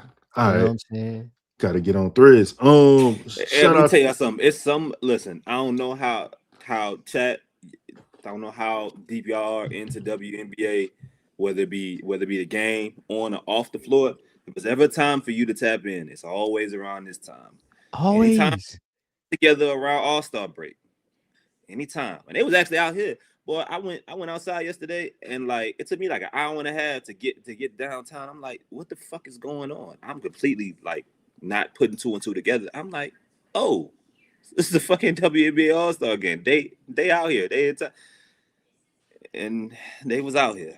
Having a ball. Y'all know the greatest tweet? I'm gonna tell y'all the greatest tweet of all time. When somebody asked De'Arica Hamby what she was gonna do when she made her first $1 million, she got her first $1 million contract in the WNBA. De'Arica Hamby said, and I quote, and I got this shit saved from like 7 years ago. She said, "I'm gonna start flying niggas out." So, there you go. What she mean by that, bro? Huh? You know what exactly you mean by that? You know what you mean? What you think this trip for? You think she flying you off because she want to talk? Nah. De'Arica Hamby said, "Drop them drugs, cuz." Shout out to my dog, Allen Legacy 242. That's what Diddy went to jail for. I mean, that's what I'm saying. I'm asking. I just want to know if you. Hey, bro. De'Arica Hamby with Baby Potter is, Baby Oil is insane. Insane, dog. I asked y'all to end the show about too late, bro. Nah, it's too late. We about to get canceled. It's all good. Let's just power through, bro. Kris, you've been a godsend for Zion and his fan base. I have not been this genuinely excited about Zion in a long time. Praying for blessings and favor come your way. We probably should have read this while Kris was here, but shout out to you. We got to send him that. Bro. Yeah. Somebody take a picture of that. No mind, I got it. Boom. All right. Soccer boy 10 hit. Oh, okay. Because after what we was just talking about, that was tough to come back to. His body gonna tell me what the actually, you know what? I thought that was insightful because he said he didn't have a plan, and I thought that was like insightful because you don't hear that he said that on the other podcast. Like Zion is like a one of. You can't really say one. You got to be like 0.001 of all NBA players and all athletes. Like you can't go into a situation like this and think like, oh, I got this cookie cutter type of plan that can get Zion back. Like he's like, no, I don't even know this dude. I got to get to know him first, understand what his habits are, and then change it based on that. And then he's talking about the workout. Like, oh, I need to know where you feel pain. Is it right here? Is it pain or is it just strain on your muscles? Like, I think that's super insightful. Yeah, man. Shout out to my dog Cullen, young Cullen, the future. How does Zion find it? And again, young Cullen, are y'all running fives? We got that answer. Shout out to my dog Cullen. Man, this is a great question, Physical Blackstone. I'm sorry we didn't get a chance to get to this one. So was it Zion's choice to sit out games or were they forcing him to sit? Or did they advise him to sit, but ultimately it was his decision? Somebody take a picture of that and send it to Kris, man. See what he said. This is actually, because I'm more than sure we're going to, these are the type of things we leave pods off with during the season, right? Or we be in our group chat talking about beforehand, bro.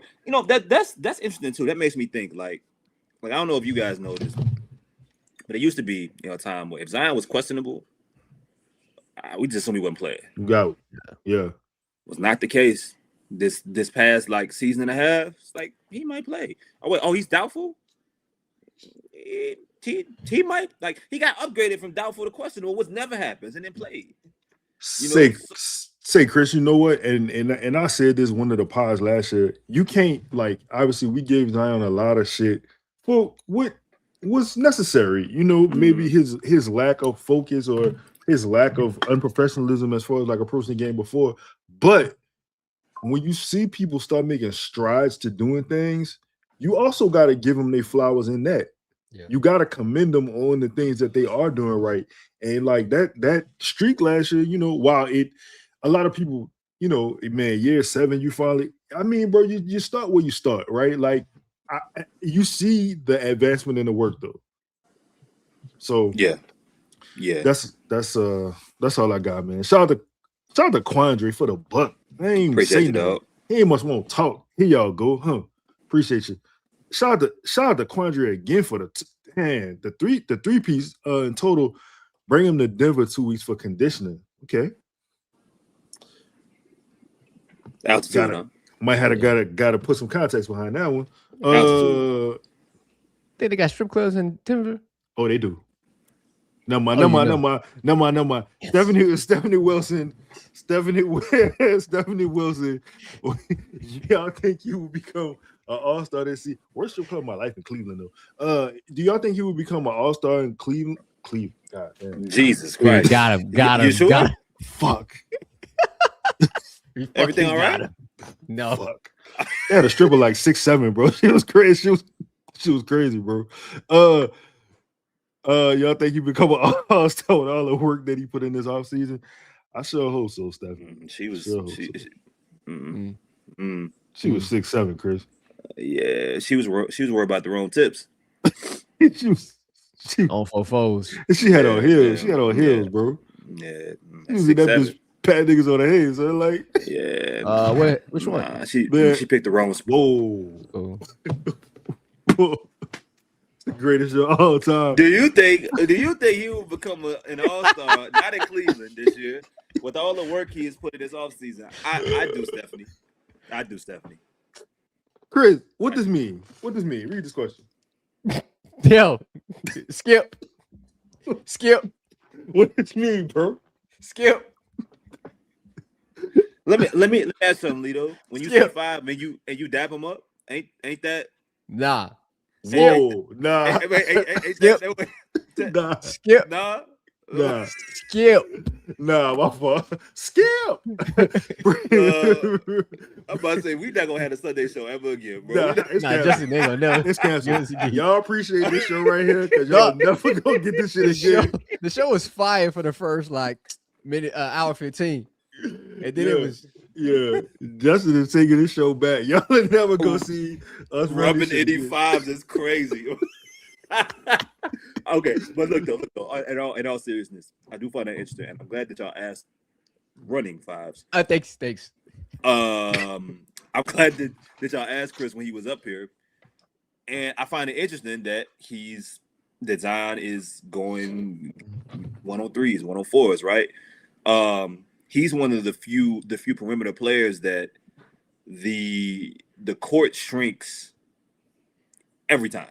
You don't have to wait to the playoffs. Every time Zion has the ball in the half court, the floor shrinks.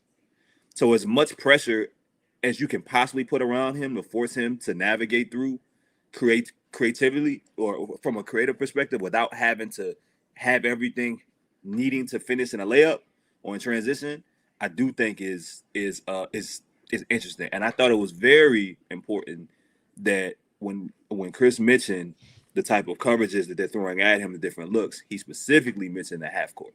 Yeah. He specifically mentioned the half court. And I think that's really important. I'm sure he'll progress to fives at some point. But I do think that there's some kind of win in having him going up against like some 103s, 104s, having to stay in control, but just finding different ways to attack. And he also mentioned Shamgod. He said verbatim some of the things that myself and Shamgod is helping him with. So you're getting some coaching staff influence in there and some work as well. So I like it.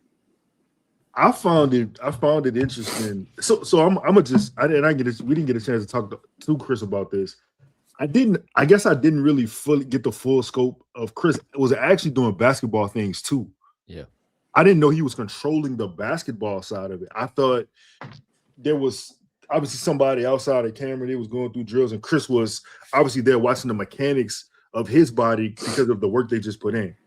I wish I would have got a chance to actually ask him about that. It just didn't really dawn on me, but shout out to him. That's dope as hell.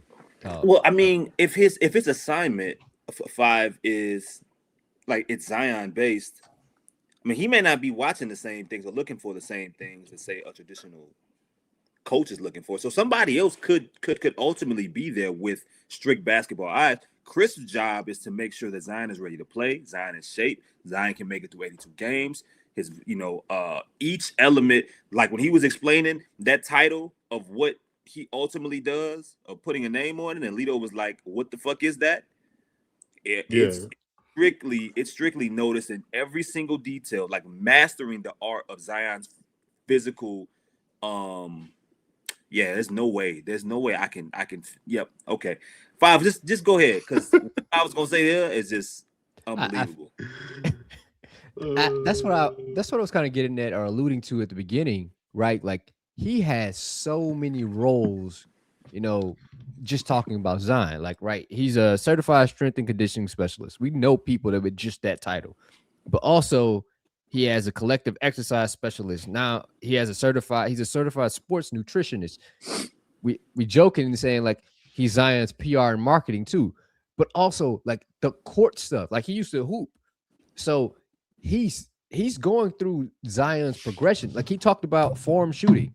Yeah, he talked about shooting. Like that's all him. So when he says general, we don't want to dilute that into like this is a general thing. No, it's the entire thing. That's like true. Think about Walmart. You can go to Kris and get anything on the basketball spectrum to improve on. Now, I'm sure there's some things that he may not be abreast to or like known for, like basketball wise, like let's think like a shooting coach or something like that. Right. Footwork. But, yeah. But the understanding of coverages and seeing things like, all right, this is what we're doing. Like he's talking about what's the next pass. Okay, when you make that pass, where are you going next? Like he's talking about the B gap. Like you heard that? Yeah. Like there's so many avenues that he's talking about with Zion to get a base, and I'm sure he's having conversation. I mean, bringing in Shamgod into this, like, oh, now Kris gets to learn from fucking Shamgod. Back to the original point, the Pelicans and Kris working together benefits everybody, but truly the Pelicans the most. Yeah. I feel like, you know what, that generalist term makes sense now that you put it like that. Because I was reading that shit. First of all, that I should have shouted out. That's on his website. Yeah. Right. So like, I'm reading. I'm like, Kris, what does this mean? Like, talk to me like I'm 3. You know what I'm saying? But he did his thing, bro. That's a really good. I didn't even think about that, y'all. That's interesting, because you would all the things that Kris is doing, 5 and Lido. Like there's some athletes, they may have multiple people doing yes, that. Exactly. That's so you know, like I'm and I don't know if that's more beneficial if to said client, because I don't know how many people. I know Kris works with Jared Harper. I saw that, former Pelican friend of the show.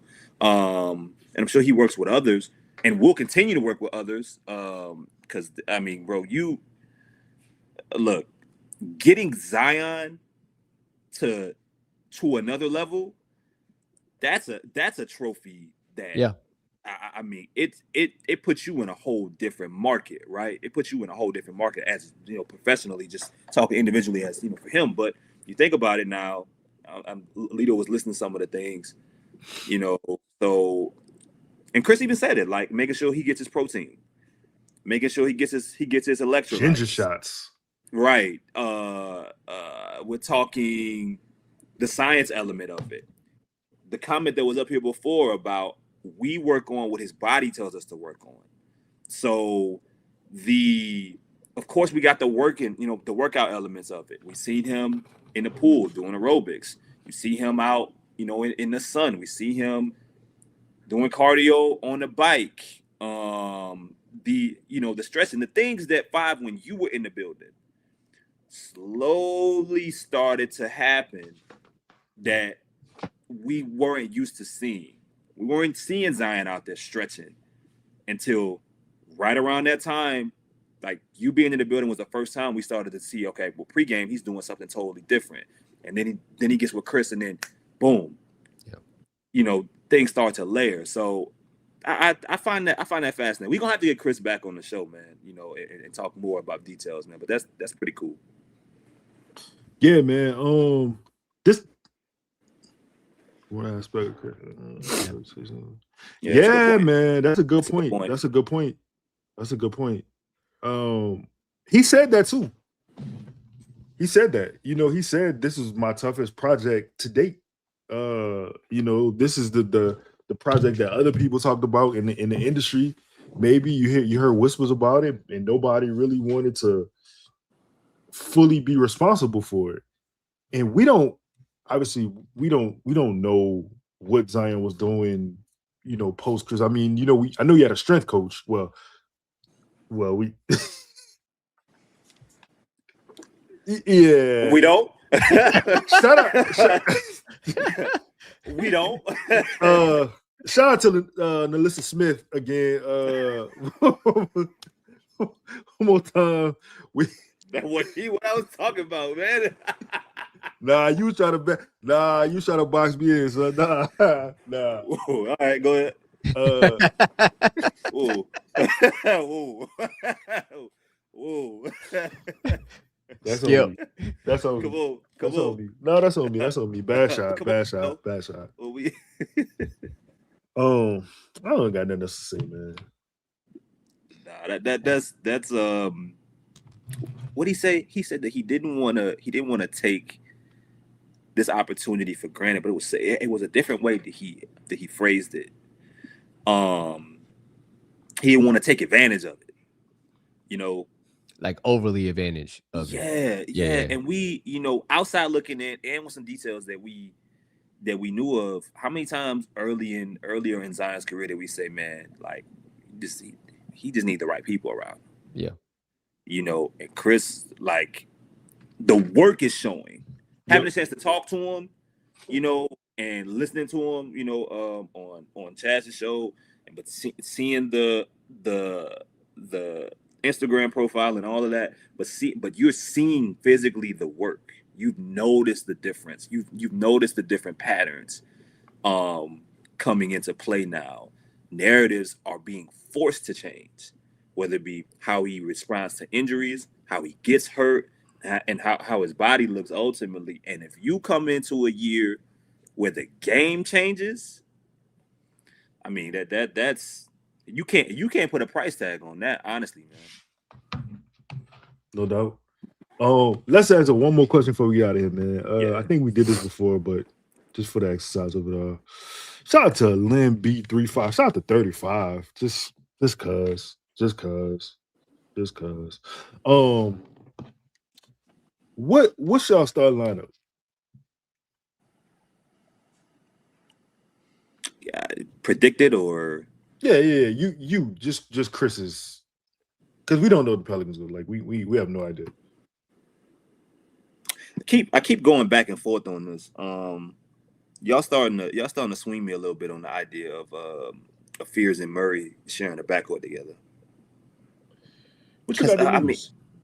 It's not even what you got to lose. I just didn't ultimately like the fit, but bro, I just feel like Fears needs to start. I feel like he needs to start, and I feel like the work that he's putting in, I think no matter what, he's going to break into the start. Like, he's going to force their hand at some point. But I would go Fears, DeJounte.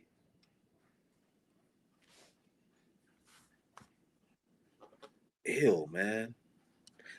I would go Fears, DeJounte, Trey, Sadiq, Misi. Fears, DeJounte, Sadiq. Zion? Okay. Oh shit! What the fuck? You see what I'm saying? Like this whole. All right, take out Sadiq. Yeah. I'm like, what the fuck? Yeah. All right. So I'm going Fears. They have too many players, bro. They have too many fucking players. Too many. You can't have too many players on the team that won 26 wins. Like that. Yeah. Too many redundant players. Too many players that run in that trip over each other. Because Herb is I keep saying this, like, Herb is a starting, like, I don't speak for y'all, but he's a starter and he needs to start. But how clunky, I think, as you coined it earlier, 5, how clunky it is with with some of the roster fits, like, it's difficult until we see the vision of what Zion looks like. Having Herb and Misi out there, just, but then you got a defense first coach. Herb's a jack of all trades, for the most part. When he's right, he needs to be in the starting lineup. But if I gotta balance the shit out, I need the spacing that some of these other, players can bring. I would like to start Derek Queen, but can I?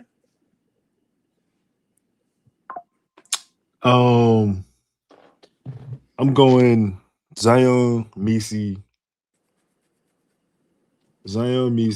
Trey. Misi at the 2. Yeah.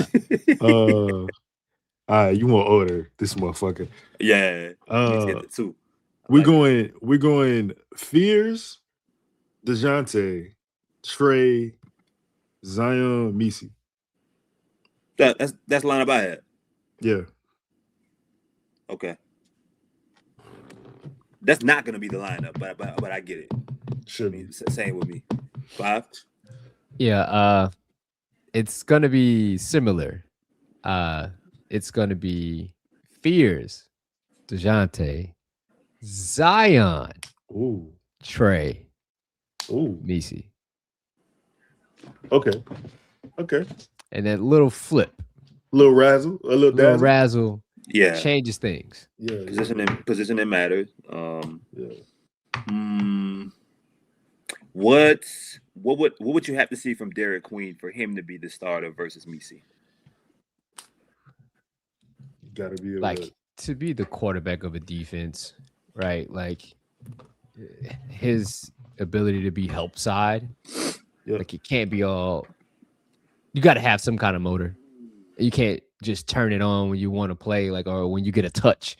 Like, can you go 5 possessions without getting a touch and still play hard on defense? Like, is that possible for you? Mm-hmm. If it's not, then no, you can't be a starter.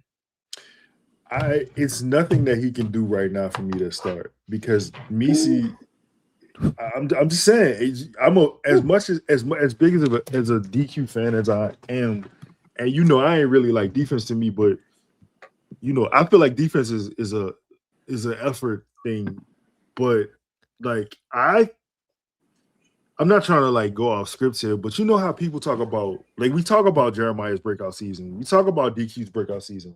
Like, what if Misi has a breakout defensive season? Like, what if Misi has a season where he is just undeniably? That's what I'm saying. This is the third year. Yeah, just third year.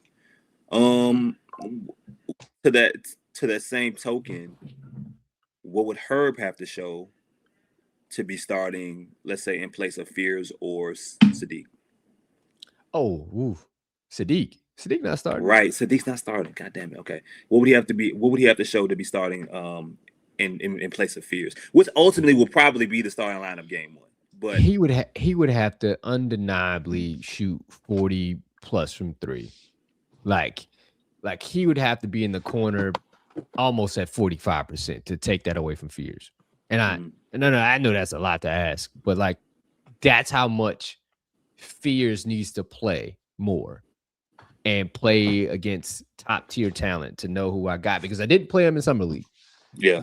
Like, right. Like I guess that's the counteracting of him not playing in Summer League. Like, okay, you must know something. Cool. If you know it, start him game 1. Because if you just got him coming off the bench, what was the point?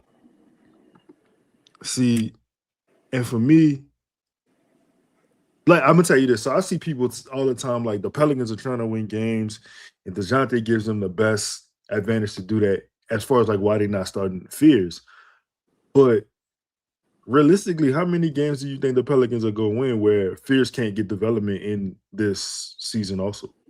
Like, Fears' development or the Pelicans winning games shouldn't stop Fears from developing. And see, that's almost why I feel like Fears and Queen need to start. Yep. That's the day. Like when you say something like that, that's almost why I feel like Fears and Queen need to start, and they will start. Because Yves Misi, I think defensively gives you defensively, physically, athletically, rebounding, like he gives you those elements. But we talk about somebody that's been in trade talks, right? Now you didn't trade him, right? Ultimately, you chose not to trade him. That fan word untouchable was out again, right? Attached to attached to Eves, but it still doesn't mean he's your future. You know, friend of the show. So I'm almost like 5. It's like start them both or have them both come off the bench. I don't want one to start and the other one not. I need them together. I need them together in the starting lineup. Because how much of a downgrade for, once again, a 26, 27 win team am I really giving up going from Misi to Queen? And should that get in front of the development aspect of things when it comes to my future? And Queen and Fears, even if it's for the short term, even if we say the next 3 years, next 4 years, the next quarter, they're the future. Start them both. Yep. I mean, when you put it like that.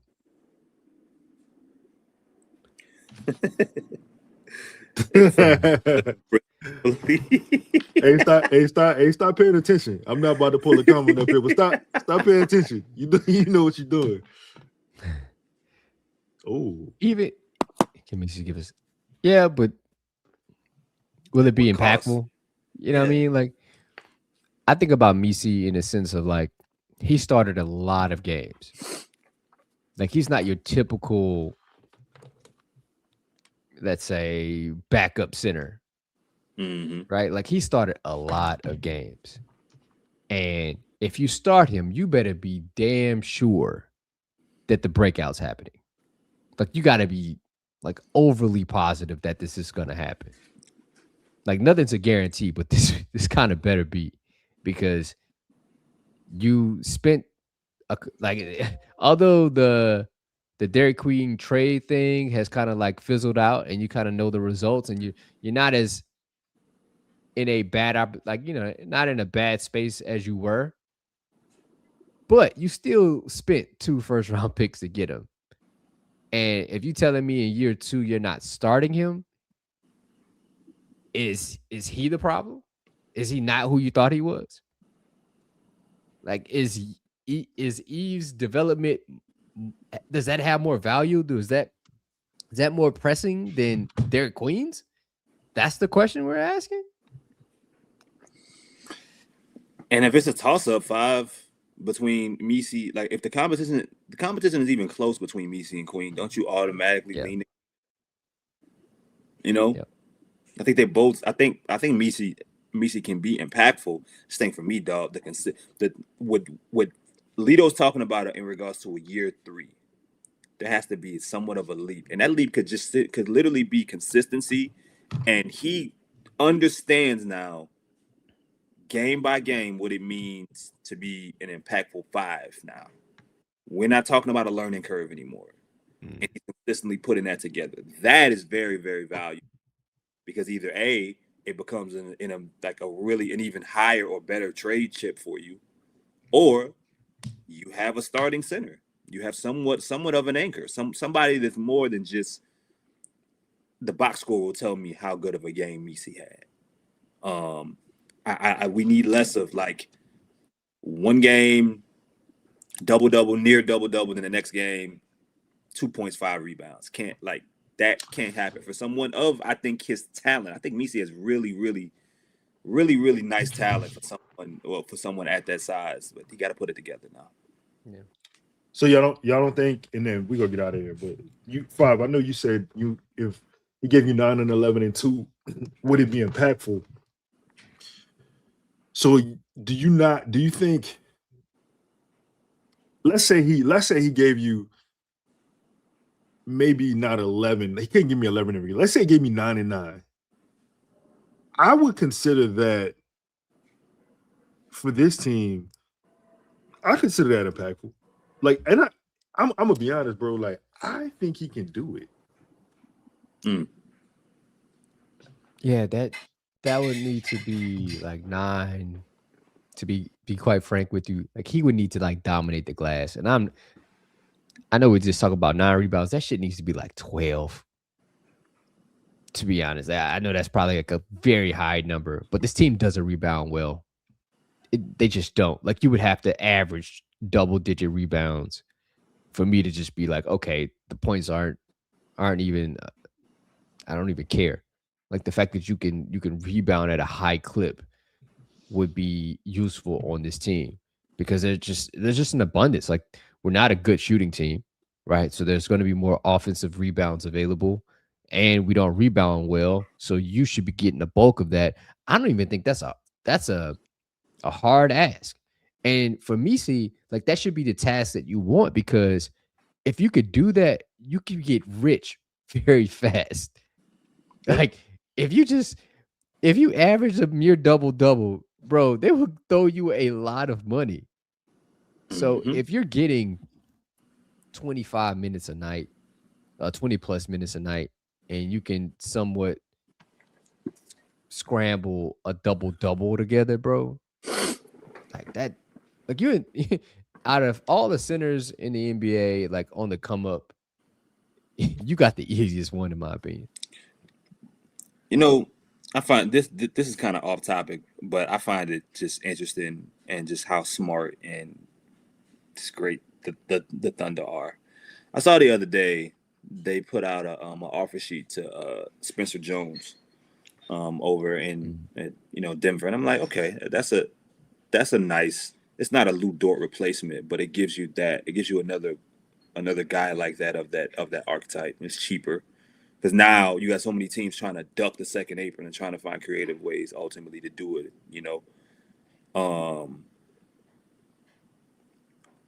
and the Nuggets matched the offer. And maybe they knew, maybe the Thunder knew that they were going to do it, right?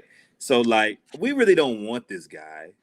Like, he can be useful, but we don't need him necessarily. But you know what? We're just going to fuck up your books even more because you're competition.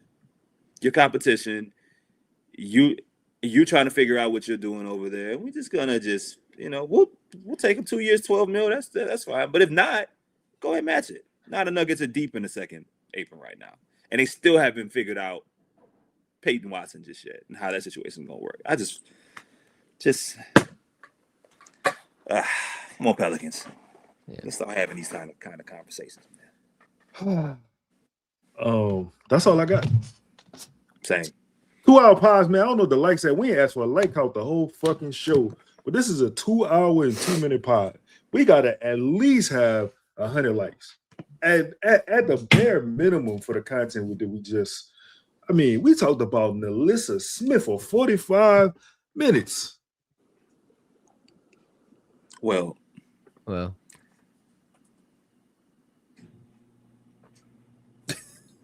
right, man. Like, oh wow, what? No. There was a post showing Paige at the All-Star game, the after party yesterday, and somebody commented the straps were out in the shot. Damn, we only got 80 likes. Shit. 80 likes for a 2 hour pod? Dang, bro. That's crazy, bro. Wow. Well, again, man, shout out to Kris Chrisp. My dog. If y'all got any questions y'all want us to holler at Kris, shoot us a message. We'll appreciate you, E. My dog. We'll run it to Kris, and hopefully we'll get him back on the show. Yeah, man. Y'all got anything else? Nope. He's like, nah, get me the fuck out of here, man. I won't talk about this shit no more. Man, shout out to DJ Nate Carrington, man. Man. Great hoops. I still know water. I know. Yeah, of course, NIL season is one of our favorite times around the office, but let's just say it's taken the NIL athletes a little time to get adjusted to the law firm environment. Yeah, we handled that case. Yeah, we got it. It's good. Yeah, I'm listening. Yeah, well, I'm listening. Hey. What's up, little Scott? It's David. Thanks for listening, and don't forget to hit subscribe. Leave a 5-star rating and write a review. You can find us on Apple Podcasts, Spotify, Amazon Music, YouTube, or wherever you get your podcasts.